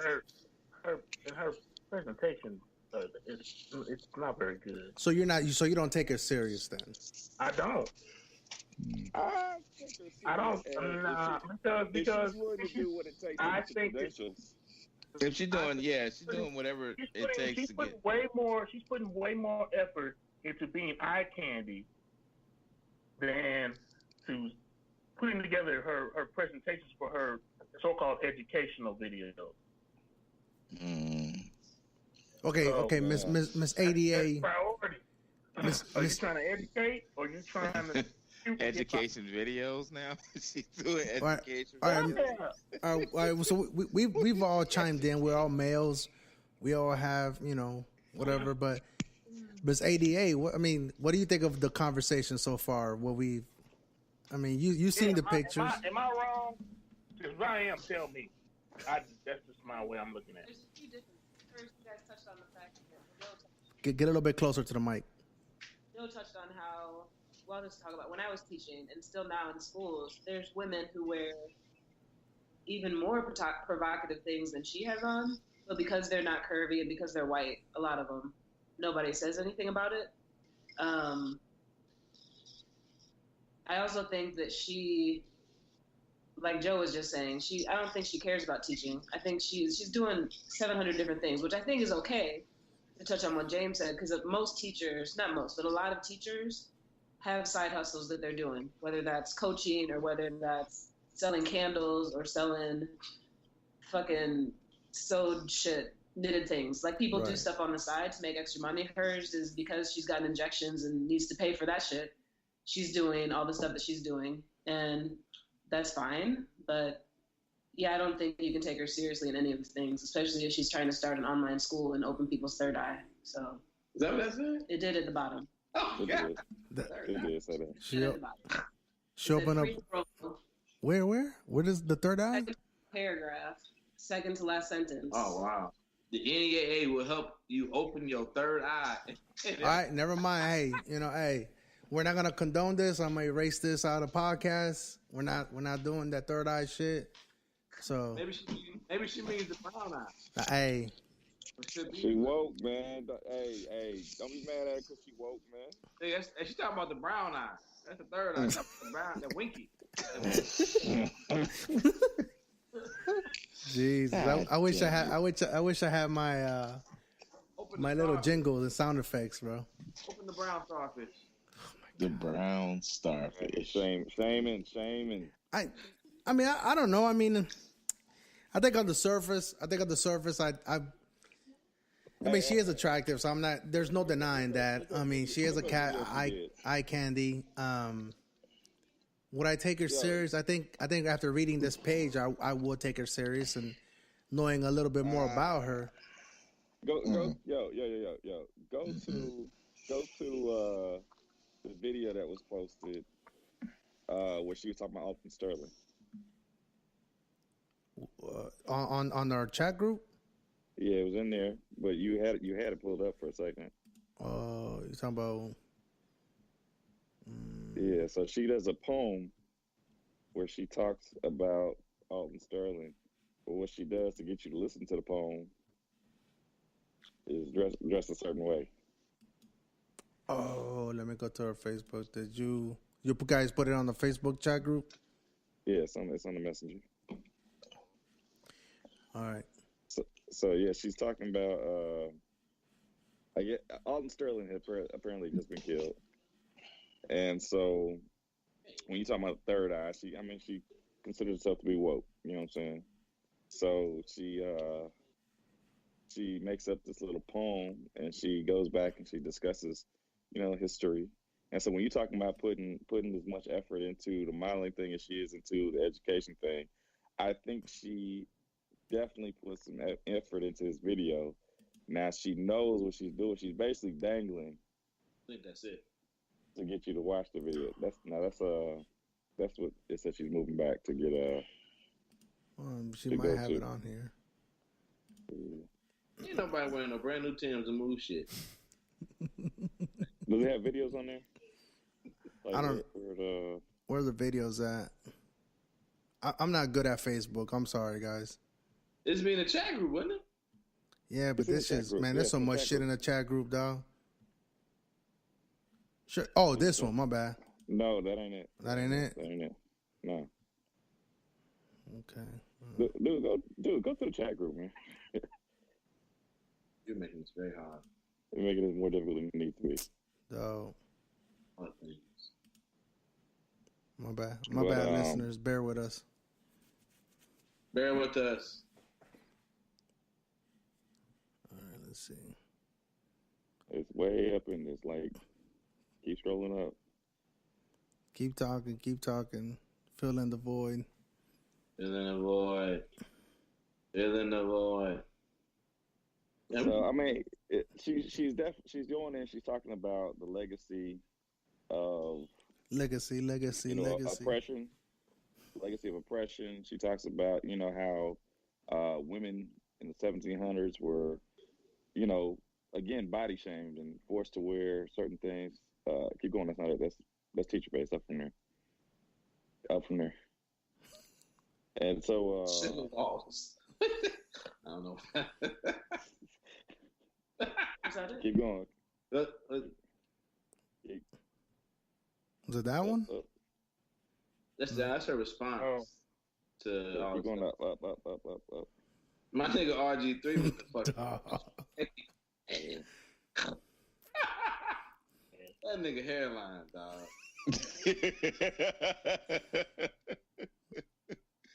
Oh shit. So you see, there's a lot of shit in our chat group. Yeah. It's up. It's going up. You know you got a bookmark, James. Come on. Y'all had a motherfucking orgasm talking about these. Well, it has to be at the Sandra. It didn't. No, it doesn't have to be. We talked about it. It's up. It's before that? It's before Sandra Bland. I be at work, pick my phone up. It's like 40 messages. Like, God damn it. Mm-hmm. Damn. Yeah, niggas talk too damn much. That's the problem. That's why nigga Joe muted us for the last hour. I'm tired of talking to these niggas. Talk to these niggas all day. It's goddamn message. I think we're gonna go back to just once a month or once every 6 months to doing a podcast, because once a week we just get tired of each other. No, it's up for me. Keep going. But anyway. It was like the second thing we did, because I think. Bro, this is just Wednesday. Look at this. Whenever we first introduced the topic, that's probably the day it came out. That's usually what happens. Motherfuckers get. Mm-hmm. Oh no, that's something else. That's that blackfishing. Keep going up. Right there. There it is. Yeah, that's it. We found it. Now I could add it to the show title. What you were saying, James? No, just here. I'll let you just listen. You make your own. What? Okay. This is Miss Nerissa Reeves. Actually, turn the sound back on. I mean, these booty shorts to get your attention, because I know your eyes won't readily scroll past this because you're trained for convention. But let's talk about the legal lynching, the one that happened yesterday, when Alton Sterling left home intended to merely make a fucking way. So it's showing the Alton Sterling violence where he was shot by 2 police officers. Don't you dare say that to me, because he's a cosmosis of everything to be. Yeah, you heard me right when I say Alton Sterling is you, and I don't give a damn if you're black, white, or blue. You see, what you must realize is that we are all bound together by a spiritual rope, an eternal tether. So if you think we're twice removed from the situation at hand, think again, fine friend, because this is where we stand. Divided right now, but not for eternity, because the climate is shifting. There's only gonna be a few left standing. Trust me, you'll see. Our history books just don't tell us the truth. Yeah, I like them booty because shorts, if they did, you'd know more than the name Babe Ruth.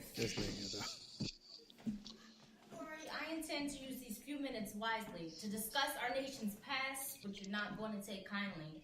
I'll start my story in 1786. I mean, do I keep playing it or? I think we got it. No. This is the deep part right here. Oh, okay. That's My where she bad. started to get deep. My bad. I mean, Yeah, go ahead. When black women had to wear tea-on head wraps because our beauty and our style was so intimidating to white women that they had to put an end to that crap. But what did we do? Because we're just so classy and crafty, we embraced this silly law and wore our tea-ons happily. This is a simple story to give you a framework of truth, because my skin, my hair, my body has always intimidated you. And you can't tell me I'm lying because the historical waters are murky. Did you know that a black slave woman was required to have 5 children before she was even 20? You know, still perky? Now let's shift gears and discuss buck breaking. What? First time hearing about this? Hopefully it's not a riot in the making. Buck-breaking was a practice deeply rooted in homosexuality. Come on, you never knew slaves faced such a cruel reality? It would start on a bright and sunny day similar to this, and the master would take the slave and hang him by his wrists. He would then rape the male slave right in front of the slave's sons, and the master made sure that he left with no dignity. I mean, none. We need to have a greater understanding of who we are, because at this rate, we ain't getting too far. I want you to acknowledge and be understanding of your warrior history. Did you even know that blacks fought in every single war here on this soil? Nah, that's just another mystery. But listen, that's the end of this lesson for now. But I challenge you to make a difference. And I'm gonna tell you how. Use your social media platforms as places to educate. Don't turn up all the time and stop fucking posting fights with your mates. Create positive mantras and repeat them every day. And teach your children to be upstanding in every single way. Listen, don't believe everything you see on the news. That stuff is disgusting and will surely give you the blues. American media is controlled by a small group of people. They want to saturate you with information that keeps you feeble.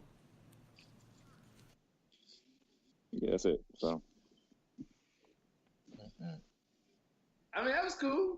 That was cool. Yeah, so, I mean, I'm not saying she's Cornel West, but I'm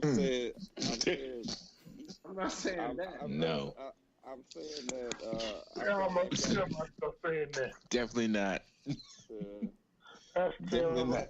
So out saying God damn it. I mean, that was patronizing. Yeah, that was definitely. Yeah, that was patronizing. But what I'm saying, I felt like she's at the level of a junior college professor. Yeah, definitely. Yeah. So, yeah. I mean, I don't definitely that. And she's not a poetry teacher. Thank goodness. Oh my God. Oh, thank God. I mean, she got a message. I mean, she has a message.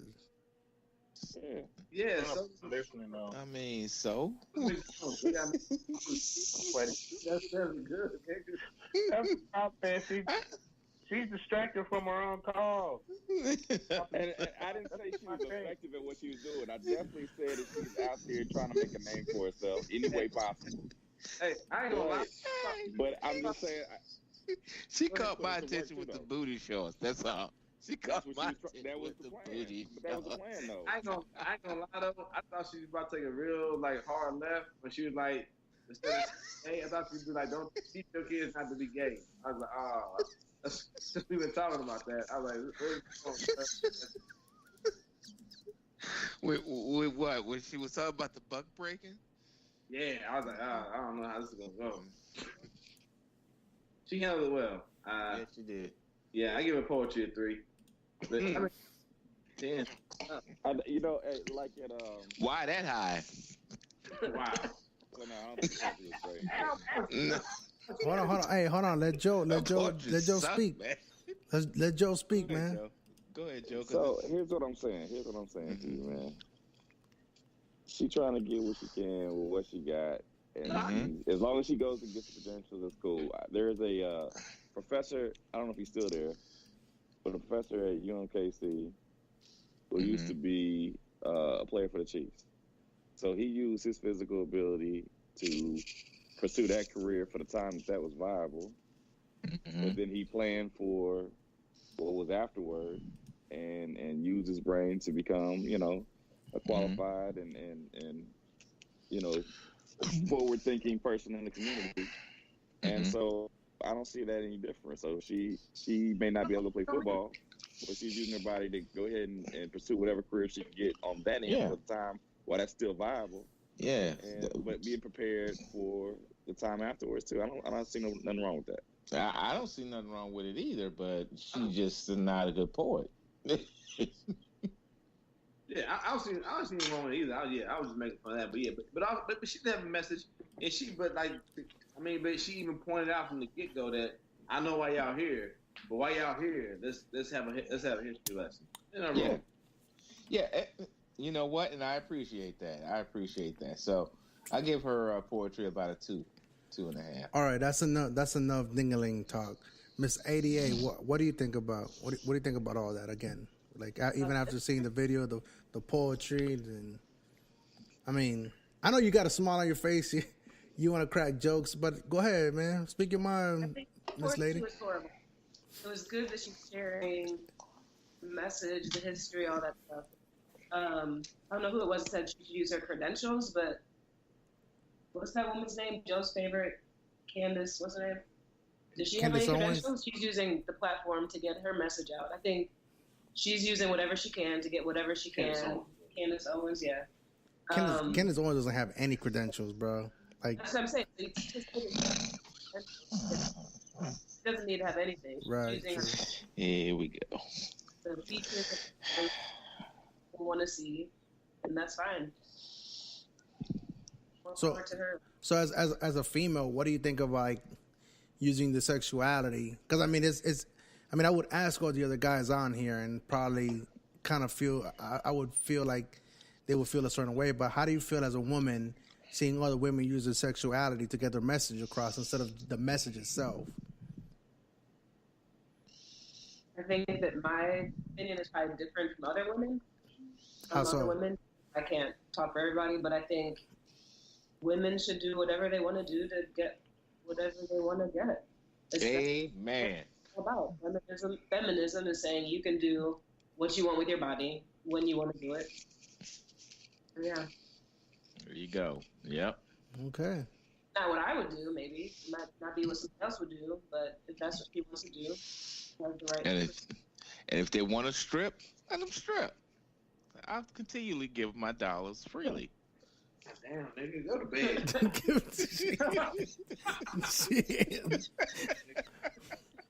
I mean, all right. I mean, we talked about. You know what? But what Andy just said is what I'm talking about, though. Exactly. Like, she thinks that she's gonna get some kind of real message out doing that, but she's not. She's gonna get dudes that's gonna act the way Anthony just acted. That's exactly. I throw some dollars. I don't care about that history shit, but I throw you these couple twos and fews. Well, here's the thing though, but if we all agree she's a hustler and trying to make the most out of whatever she got while she got it, then she's still winning. And if that's what some of that stuff is she really winning? Attention. Huh? How's she winning? We don't. I mean, she's winning, and she getting your attention. Nigga, we on the show talking about it. This low-level podcast is talking about it. She's made the news. She's been here and there. I mean, there you go. I mean, what hey, do you Winston, mean? I agree. She gonna be a multi-millionaire? We don't know, but she's been in videos. Yep. I mean, she's getting paid for her work, and even further than that. Exactly. Right. Well, it's not the conventional way an educator will be making her, like going through her career or whatnot. You know what I mean? So I don't know, but we are in. Then why do we shame strippers and stuff then? I'm not shaming strippers. I mean, if it's all good, then why do strippers and porn stars and all kind of stuff? Why they get heat? It's a male-dominated society. That's Any woman that makes money with her body, unless a man can control that profit. That is the and that's the stigma. God forbid a woman go out and fuck whoever she want like a man does. And if she does, she's a whore. She's labeled. But we all know this is tried and true motherfucking stereotypes and labels that come with. It's that double standard that's basically placed on by males. Yeah, I don't. Yeah, if you want to strip, that's fine. Yeah. What did she do that was akin to stripping? I don't know. I'm just answering your brother. That's what I'm asking. She was teaching class in jeans. My point is about using your sexuality to advance. Hey, if that's what it takes for you to advance, then there you go. But you men can do use the same that. thing, though. Men do, Yeah, men do the same thing. Look at athletes; they use their athleticism to get. Yeah. Well, in certain aspects, it's sexuality as well. Then why don't strippers get the same respect as football players then? Because it's the double standard of that's been placed on women. Respect. It's that double standard, man. All right, one at a time. Come on. Hold on. Football players get a certain level of respect as long as they entertain you. Once they step outside of that optic of entertaining you and speak their mind, do anything but dribble, do anything but score touchdowns, they're no longer respected. That's what you're saying. Not that. I ain't saying anything about. I'm talking about you saying that a woman, when a woman uses her body, that she's gonna get shamed. What she does get shamed. That's the reality of it. But football players are respected to a certain degree as long as you are. I didn't say like respected as scholars or. No, I'm saying at a base. I'm saying at a base level. On the base level. A football player, stripper, which one is considered a respectable profession and which one isn't, or they both consider respectable profession? But once again, we go back to the whole thing about being a male-dominated society. Well, that's what I'm saying. It goes back to that. I see them as two people providing entertainment. So you're asking the wrong person. So more or less, the issue is the society. It's society. Not me or you. I hope you don't view them as less than because they're strippers. No, I don't. I mean, I'm talking. I mean, I don't see that. But I'm saying, at the same point in time, football players, they're looked as less than in a certain degree because unless you provide me, So Roger, and here we go. If you're a little girl, that's fine. If my little girl wanted to be a stripper, I would not look down upon her. It is a job like any other job. I'm sorry. That's how I view it. For all I know, my little girl can be in Philadelphia sucking dicks right now. Does that mean she's not my daughter? That's how I feel about it. That's how I feel about it. I have put all I can into her. She is now what society deems to be a woman. And she has that right. Now, if she's stripping in some fucking hole in the wall, I'm concerned about her safety. Yeah, that's totally disappointing. The same way I'm concerned about my son that play football. Is a fucking 300-pound lineman going to come down when he's catching a crossing route and give him a traumatic brain injury? I'm concerned about their safety. That's it. You wouldn't be disappointed that you put all the effort into raising a certain way or taking her because you strippers a certain way doesn't mean I do. You have a job. You're doing the job, or you're paying the bills, or you're able to take care of yourself. That's what matters to me. Okay. That's what I raised her to be, a person that can take care of herself. I don't devalue a person who decides to be an entertainer. That's what a stripper is, right? All right. Yeah, entertainer. It's basically entertainment. Mm-hmm. No, it is entertaining. Yeah. So because she's a stripper, does that mean now she's fucking everybody? She's sucking everybody? She's doing all these other things that we as men add to people who are strippers. Yeah. We devalue them because we see them as less than, because we also equate strippers to being whores and other things with that. Yeah, it's a male. Just like you said, it's a male dominant. All right. But hold on. But we're not here raising kids. I mean, I hear what you're saying, and I think that's a sound personal view or whatnot. But I think what James is trying to get at, and maybe correct me if I'm wrong, but I think what in a generalizing that profession, prostitution, whoring, it's not viewed as an acceptable in society. So it may not necessarily be an individual to individual, but in society, it's not viewed as you're not raising whores at your house or in my house. You know what I'm saying? You're not raising a young girl to be a stripper, to be a woman of the night. You know what I'm saying? You're not grooming them to be that. But you're making it all. No. I'm not saying that. My point by making it all one thing by saying stripper, woman of the night, whore. Right, you made it all one thing when it's not. Right, but I guess what I'm saying is. But those. They you could raise a kid. That's my point, though. Don't intersect. But you could raise a kid to be an athlete. No, what is being conveyed out here, Winston, is that all three of those things have a common thread, and it's all about the sex industry, which is a male dominated, I guess, genre, so to speak. Well, no, because even male strippers even male strippers get the scrutiny too. So, I mean, it's not just a male. Yeah, they do, but I'm saying you could raise. Most people say with male strippers that they're gay. Right, but they still get scrutiny. They're dancing, swinging their dicks that they're gay. So I guess if my male son who becomes a stripper, we don't even talk about that. We automatically assume it got to be my daughter. Right, but I'm saying that even for your athlete, like you could raise a football player, you could raise and groom an athlete, but you're not raising and grooming a stripper. I don't raise and groom athletes. My children chose to play sports. Not one. I'm not saying you, Roger Winston. You're the anomaly. So you're the outlier. You're the new person. You're the new one. But I'm saying in general, if you talk to anybody, probably like 7 out of 10 people say, "Hey, I can raise an athlete, but I don't raise a stripper. I'm not grooming a stripper." That's fine. I think that's what James is trying to get at. I would hope you raise adults that make their own decisions and you're comfortable with it. That's all I can say. Right, but you're not raising them to strip. You don't have a stripper pole, and then at like age 3, you're not parading them around. And I wouldn't. If your kids come to you and say, "Hey, I think they're young and say, I think I know what I want to do. I want to be a stripper. Help me out. What do I need to do?" Yeah. Okay. I want to be a dancer. Can I bring it back? Yeah. Was there a pole in the middle of the classroom? I don't know how we got here, but yeah, because we were talking about once again, being the sexuality and women who sexualize themselves automatically. Well, and if there was a poll, that'll be a very interesting class.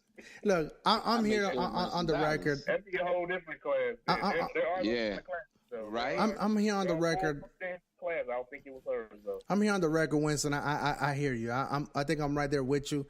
I mean, whatever my kids decide to do is what is it. And I guess it's working for. I do. Okay. Because I'm, me, Winston. I've already said it too. Like if my kids. Hey James, I agree with you. If my kid grows up to be gay, and he brings a male partner, I'm not gonna judge him. He's gonna be my kid. He's gonna be Logan till I die, and even after that. You know what I'm saying? So I'm not gonna judge him or her or my future kids on that. So I hear you, but I think me and you are on that progressive side. You know what I mean? Like. The reality is, not everybody is on that has made that jump yet. You know what I mean? So I think that's what James is trying to say too. Is like, I don't think right now. Hey, here's a better thing. Here's a better thing. I tell my children not to join the military. Shit, yeah. My wife tells them all the time. That's a good profession. Why would I do that? I was told that. Not to join the military. Well. That's a good, solid, honorable profession. Why would you tell your son and daughter not to do that? You sound like a recruiter right now, Winston. No, I say don't. Anti-recruit. I said do not. It's an honorable profession, and I'm just saying. Well, it is. I tell my children, let that be the last fucking option. Right. Yeah, for sure. You have no other choice in your life. Matter of fact, I'd rather my daughter be a stripper than fucking join the military. Damn. Have you seen the stats of rapes that occur in the military? It's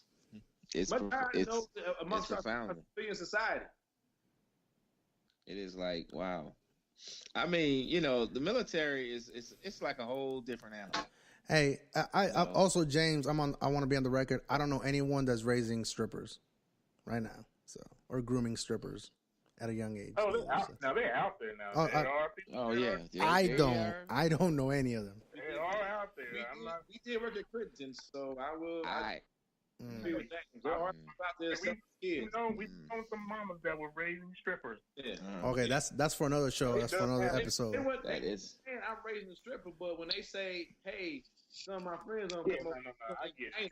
I know we kind of got off track with it. Come on, bro. How we get out of here. But like Miss Reeves is doing her thing. I don't have to like it or think that it's admirable for her to do it. So, okay. I think it's admirable, though.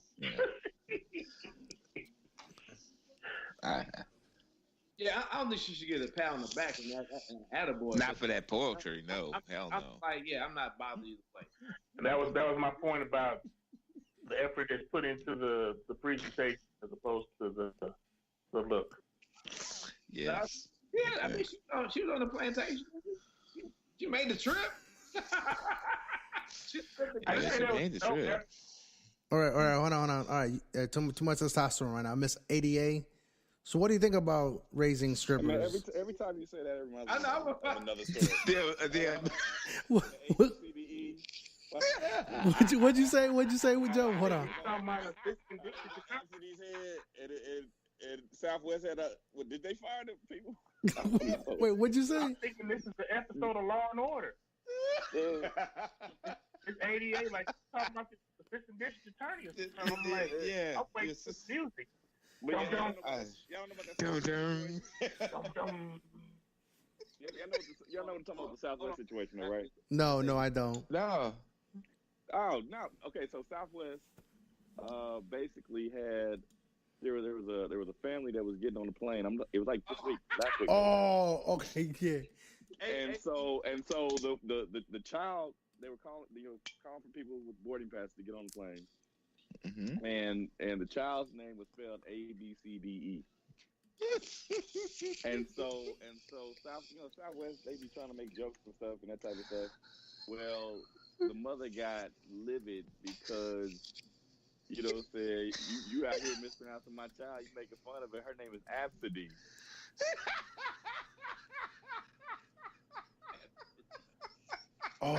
like Aspen? ESPN, Aspen? ABCDE. And she pronounced it ABCDE. Oh, my God. Kind of like Rack City. Rack City.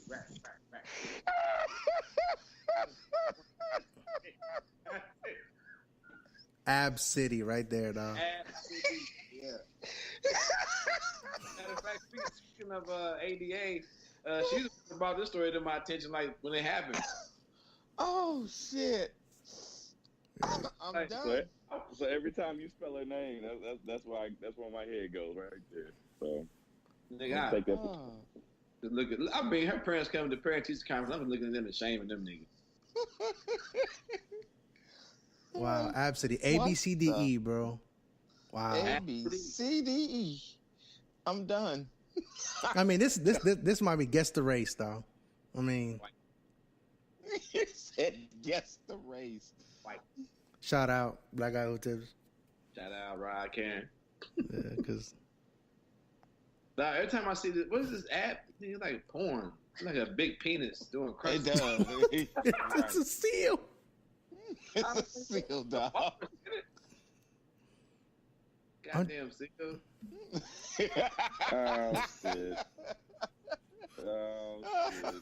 Not A.A. Ryan. Yeah, not A.A. Ryan, dog. Go around and Shaq Hennessy. All right.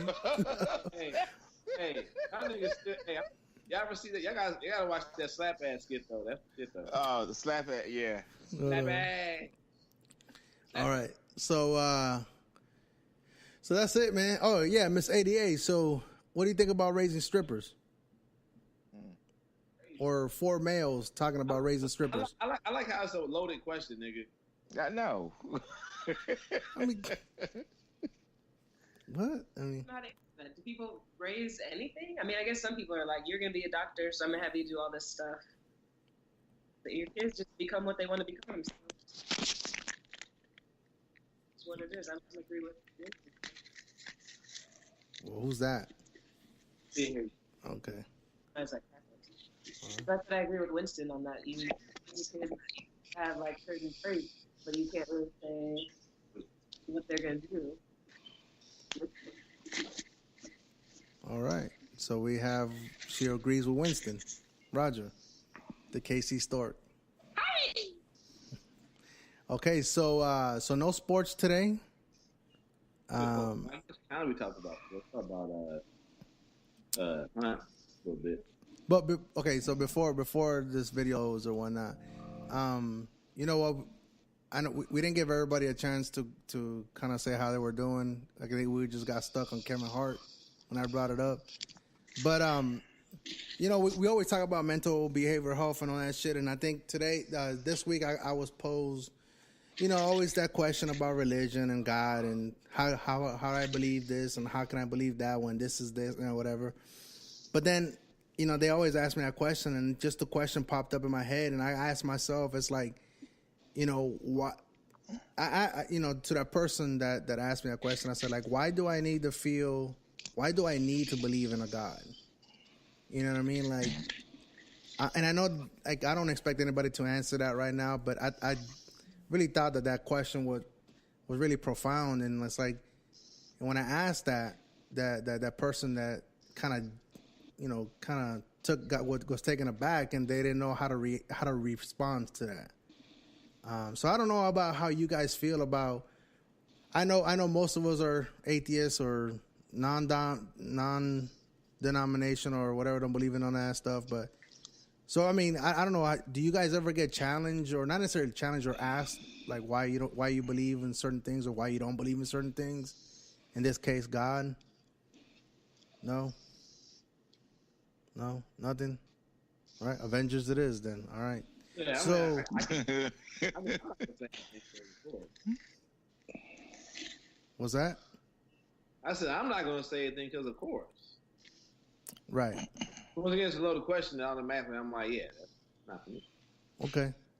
Yeah, I don't know. I just that question, you know, everybody asks is like, you know, why don't you believe in this? Why you don't believe in that? I was like, well, why do I need to believe in it? You know what I mean? Like so.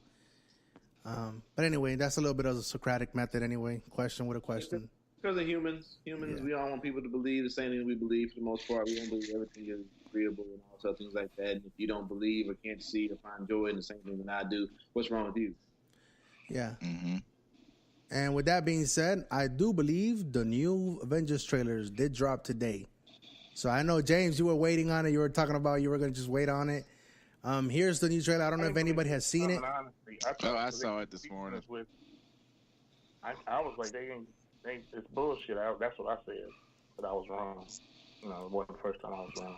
What do you think it was? What do you think it was bullshit? Like, I mean, because it's like every week they said it was coming out the next week. Okay, yeah. He was like the third time. That nigga sitting on the stoop like a fucking dead. Come this week to get I promise. He waiting for his daddy to come on. Oh shit! I'm like, hey man, I'm like, that dude then he ain't coming. It's like to it, and I was like, who with my daddy? She said, take all that shit off, niggas. He ain't bought nothing. There's my underwear, nigga. Wait. All right. So have you all had a chance to? First official trailer, so it's cool. So yeah. So have you guys had a chance to view it or? Yeah, I saw it this morning. I saw it 2 or 3 times already. Yeah. Mm-hmm. I saw it. Miss A.D.A. You see it? Huh? I've not seen it. Okay, good. Joe, you seen it? Yeah, I saw it. I mean, dang, okay. So here, 2.5 minutes, people. Just bear with us.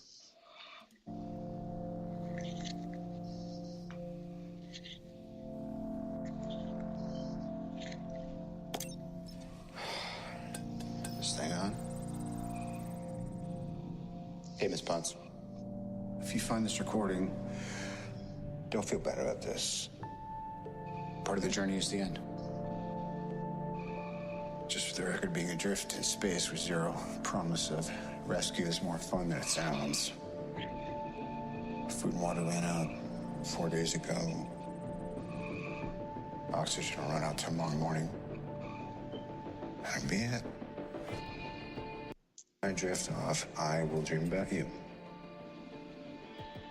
It's always you.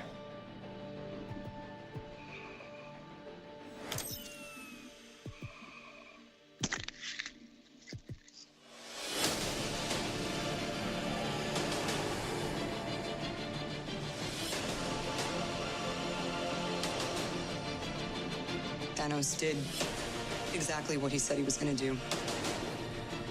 He wiped out 50% of all living creatures.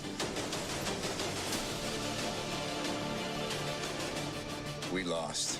All of us. We lost friends. We lost family.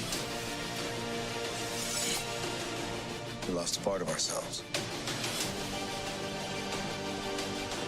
This is the fight of our lives. This is going to work, Steve. I know it is. Because I don't know what I'm going to do if it doesn't.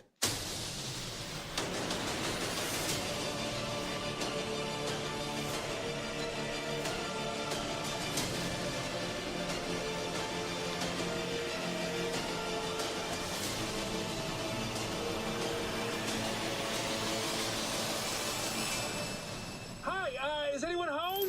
This is Scott Lang. We met a few years ago at the airport in Germany. Got out really big. Is this an old message? Ant-Man, I know you know that. It's the front door. That's me. Can you buzz me in?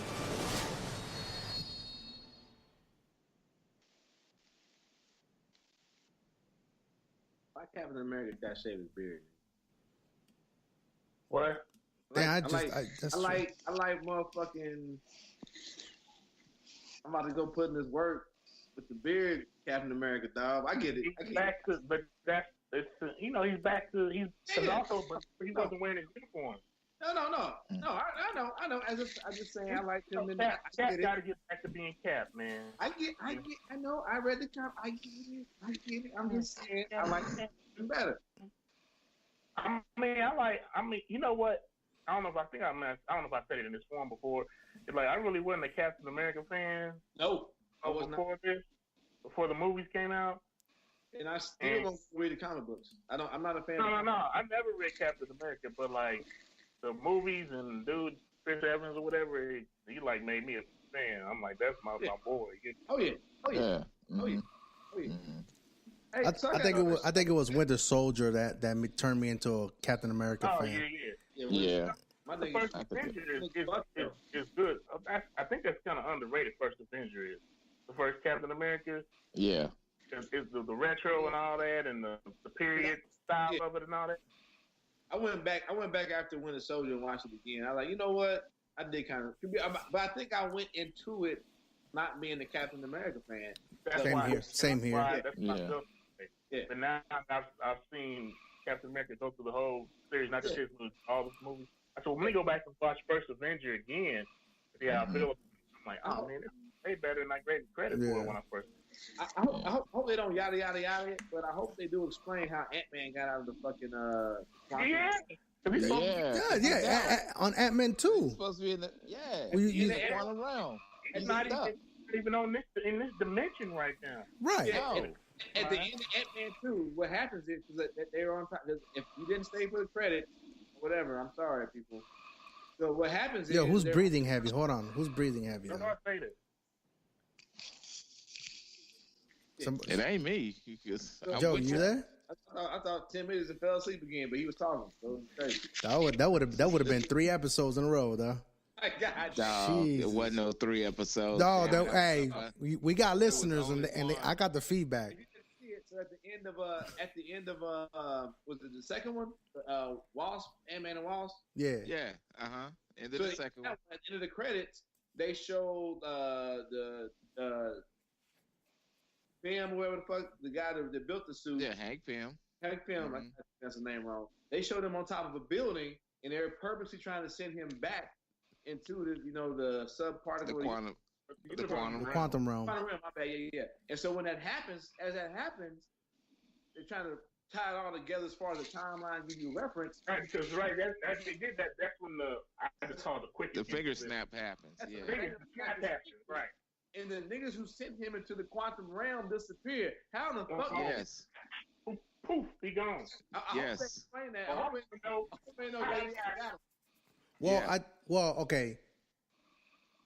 Like, I hope they do explain it, but did you pay attention in the Ant-Man and the Wasp, Bo? His mom's gonna help him get out. because that's old boy's wife, right? Yeah, well, it's his mom, right? Well, I thought she got. Yeah, no. No, she got stuck, but she figured out how to get the messages out. Yeah, that's his wife. Right. So he went back. The original wife. It's not his mom. It's Frank Pym's wife. Yeah. Remember that it's not his son. Yeah, they show her going club. Oh yeah, my bad. You're right. That's something we was saying. Yeah, my bad.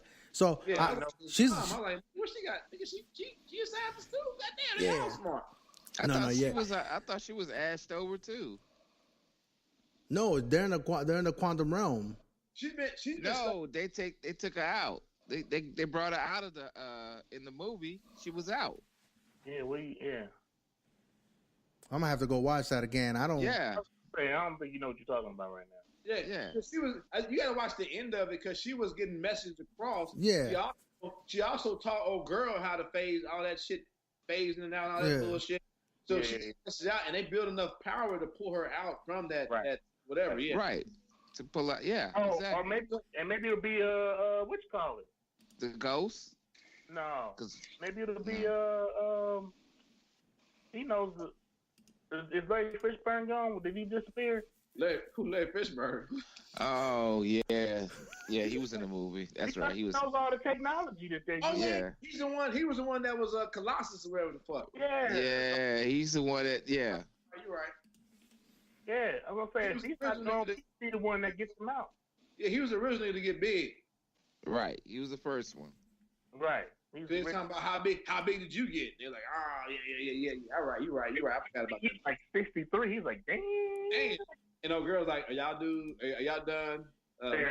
Measuring contest, whatever the fuck. Right. Well, he trying to watch it right now. Hey man, A.D.A is like, shut up. Doing too much. Frank is about to watch the movie right now. We want to find out right now. Look, brother. We ain't gotta do all that. Ant-Man and the Wasp, man. That's right. That movie. Let me just say this. And I'm going on record. This probably ain't no stretch. Hey Frank, type in XXX and you'll see what pops up. Frank, type in XXX and see what pop up. No. But anyway, so yeah, I mean, I think I wouldn't be upset if they don't explain, or if they just do like a quick, maybe a quick explanation of how he did come back. We don't need the whole movie's worth. No. We just want to see how he got out. You know how he got. I don't even have to tell me. You can just tell me. Yeah. I'm just curious. That's like the least important part of this. Okay, so all right, so dig this though. All right, so we got the Avengers. I'm ready for this shit.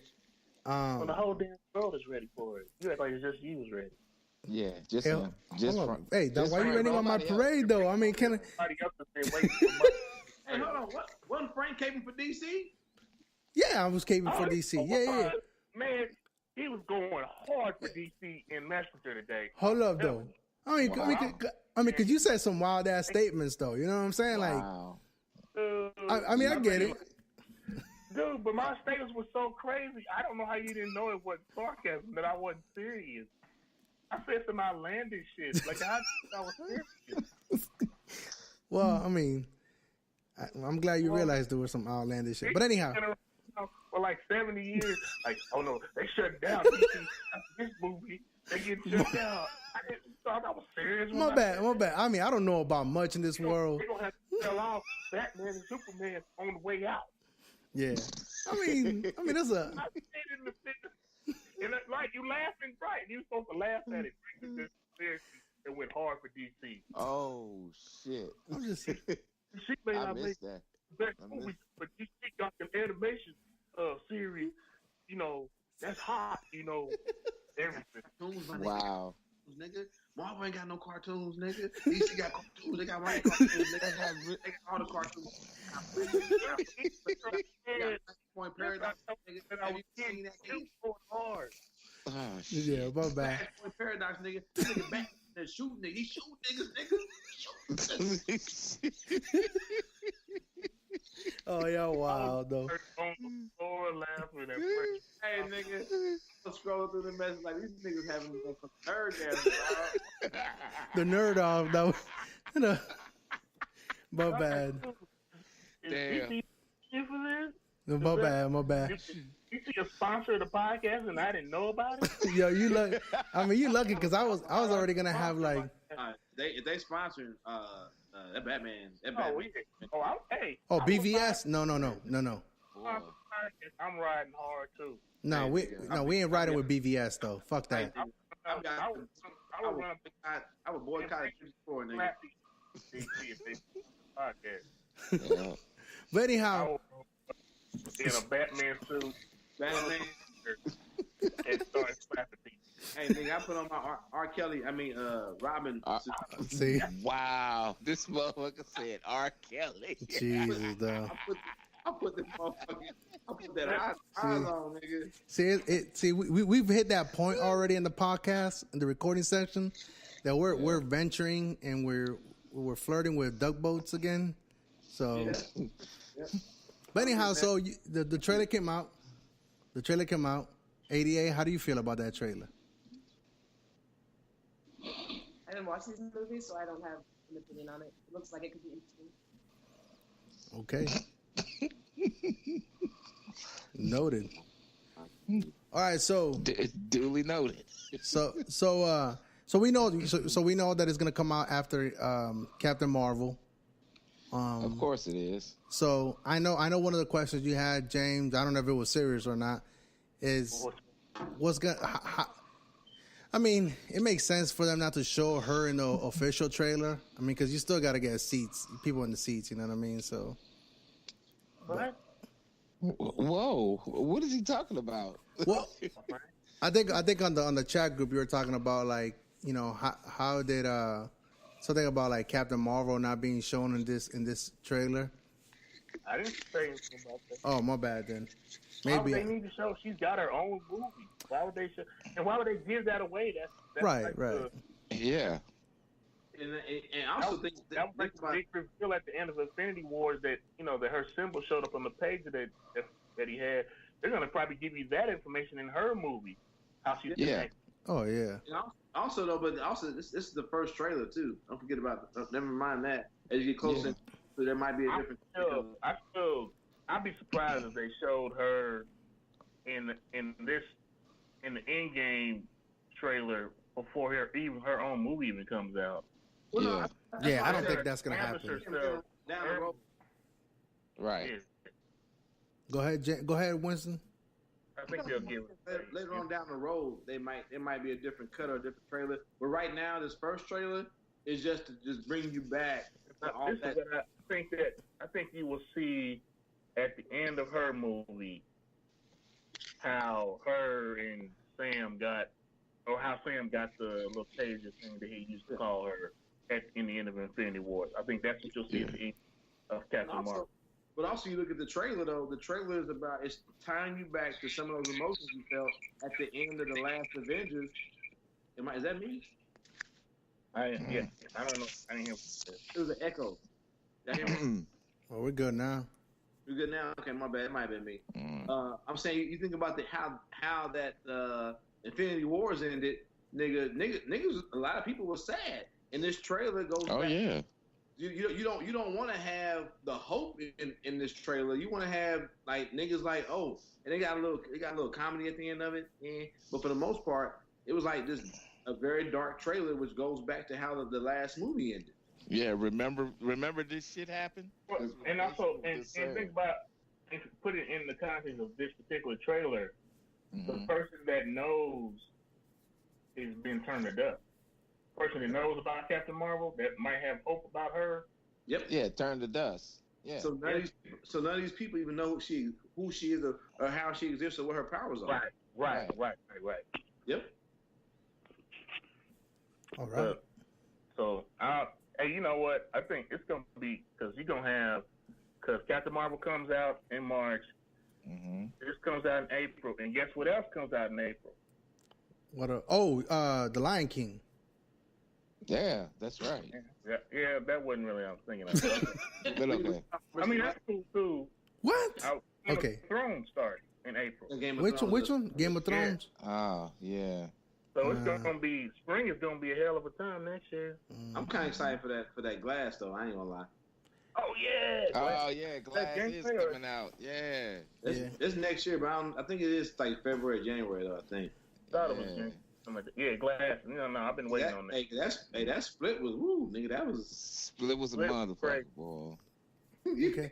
Hey, yeah, we're gonna have to do like a movie. We're gonna have to do like a movie section, though. They hit that. Rejoice, your heart is pure. Hey, nigga. Yeah, we're gonna have to do like a movie episode one day, though. Like just straight movies, though. That nigga hit that. He hit that line, dog. I was like, oh yeah, I'm here. I'm here for Mr. Glass, nigga. Let it happen. Let it happen. Yep. All right. Well, the hype is still going on with Avengers, man. That shit, we all. I don't know. I think we need to make it a deal that we get together and watch this together for real this time. For real. I'll be down. I'm cool. Yeah. To what? What'd you say, Jay? Yeah, we can go watch it for sure. Yeah, and then just kind of record ourselves on the way out. Get that 10, 15 minute quick initial reaction. Yeah, we can do it before and after. Yeah. But yeah, I mean, I know. I think I just wanted to end it on a lighter note. I mean, I know this. Yeah, it is light. It's my movie. Yeah. But yeah. This was good. You wanted to end it with this. Yeah, that's good. Okay. All right. We good. Yeah, it's like we keep it up on like 3 hours. Yeah. Right. All right. So, Joe, you there? Yeah. And any opinions about Avengers? I mean, everybody else gave it. Nah. Seeing Hawkeye back in the movies, he's a raggedy character, but. But Ronan's a badass character. That's right.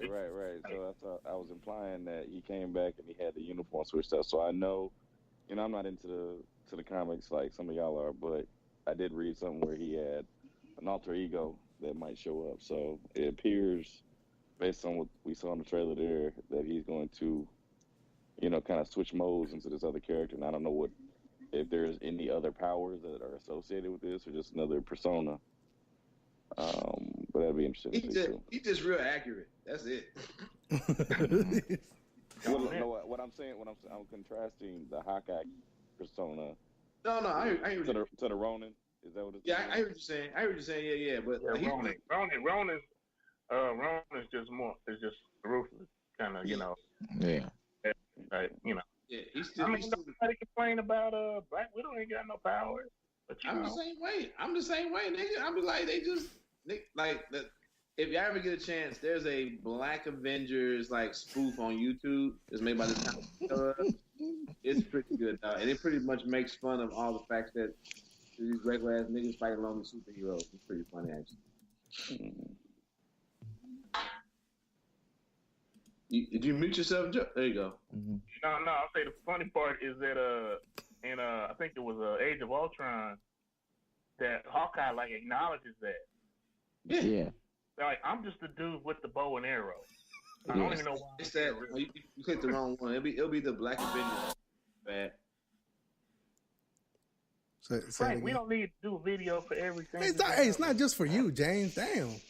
I want to bookmark it. That Black Avengers 3 though, when the nigga, that nigga right there is tend to be Thanos. When he tell Hawkeye just to lay down, because you don't want lay down. You don't want me to hit you. He said, all you gotta do is lay down, and when your niggas wake up, you pretend I Bomb stone. That's Thanos. Dude, this is like 20. This is like a half hour, man. We gonna watch the whole thing. We got time for this. So what exactly are you insinuating? Yeah. I'm saying it would have been a 2-on-2, cat. Man. All right, I'll watch this later. Yeah. It's good. Dude, right. There's such thing as stuff you do on the air and stuff you don't do on the air. I'm just saying. If I'm wrong, hey, some stuff you know. Hey, you give a black man some software education, be a software technologist. Got nothing to do with no goddamn. That is software technology. I have run a radio show before though. Ooh. The same thing can be said. You let these motherfuckers cross the border into our nation, they think they can tell them to speak. All right, let's end it though. Let's end it. I didn't say that part. It's okay. It's all good. All right. Any closing remarks, James? All right. Well, I'm gonna do what I usually do. And now it's time to say goodbye. Oh my. Boo, boo, nigga, boo. That's gonna get a boo crowd, a crowd booing, and sound effect. I'm gonna do it every time so y'all can boo all the hell y'all want to. Now what? Miss A.D.A, thank you for being a special guest on this episode. Any closing remarks? Because you are a guest. It was fun. Thank you. I mean, I did put you on the spot. Of course, it was fun. I hope you have to say. Wow. I mean, Joe. Any closing remarks, Joe?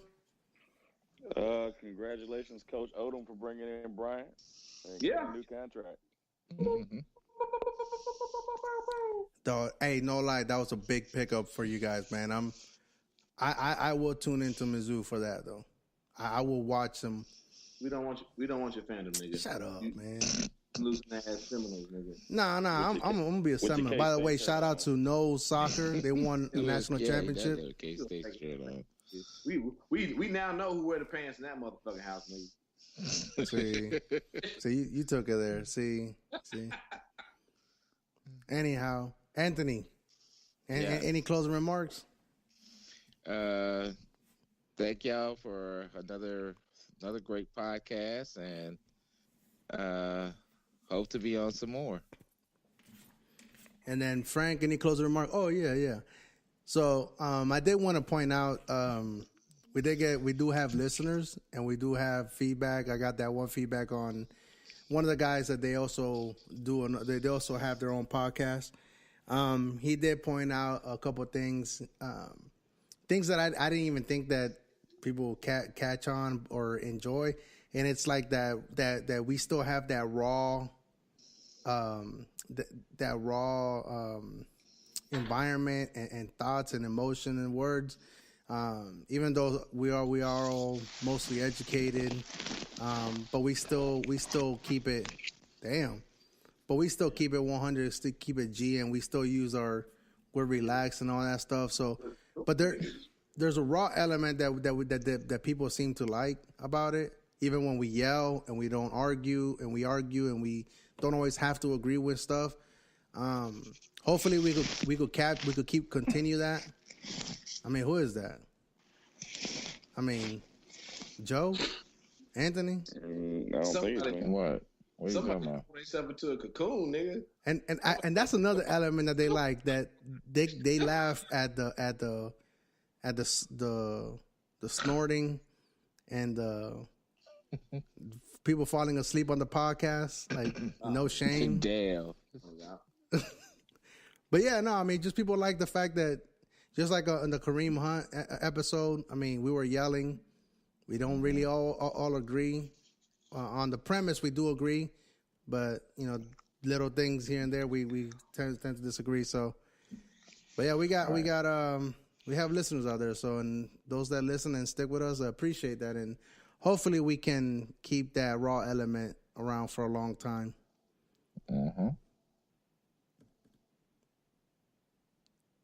And Winston, any closing remarks?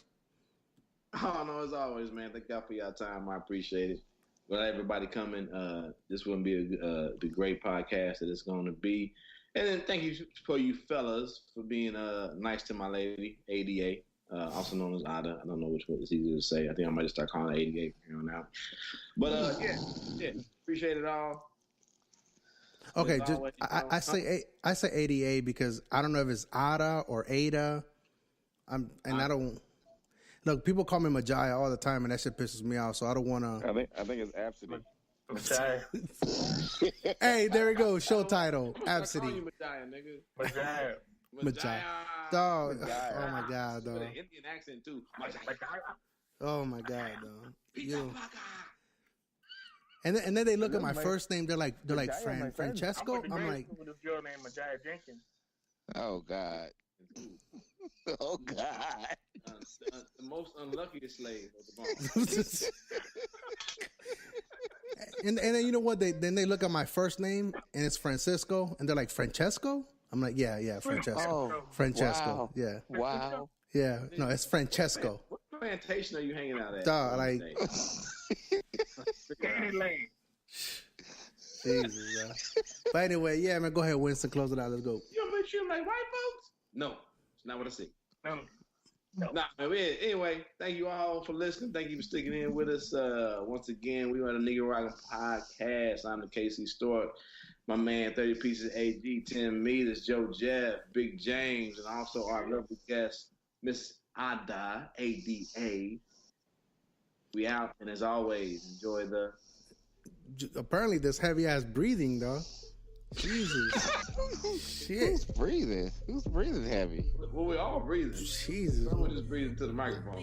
All right, enjoy the music.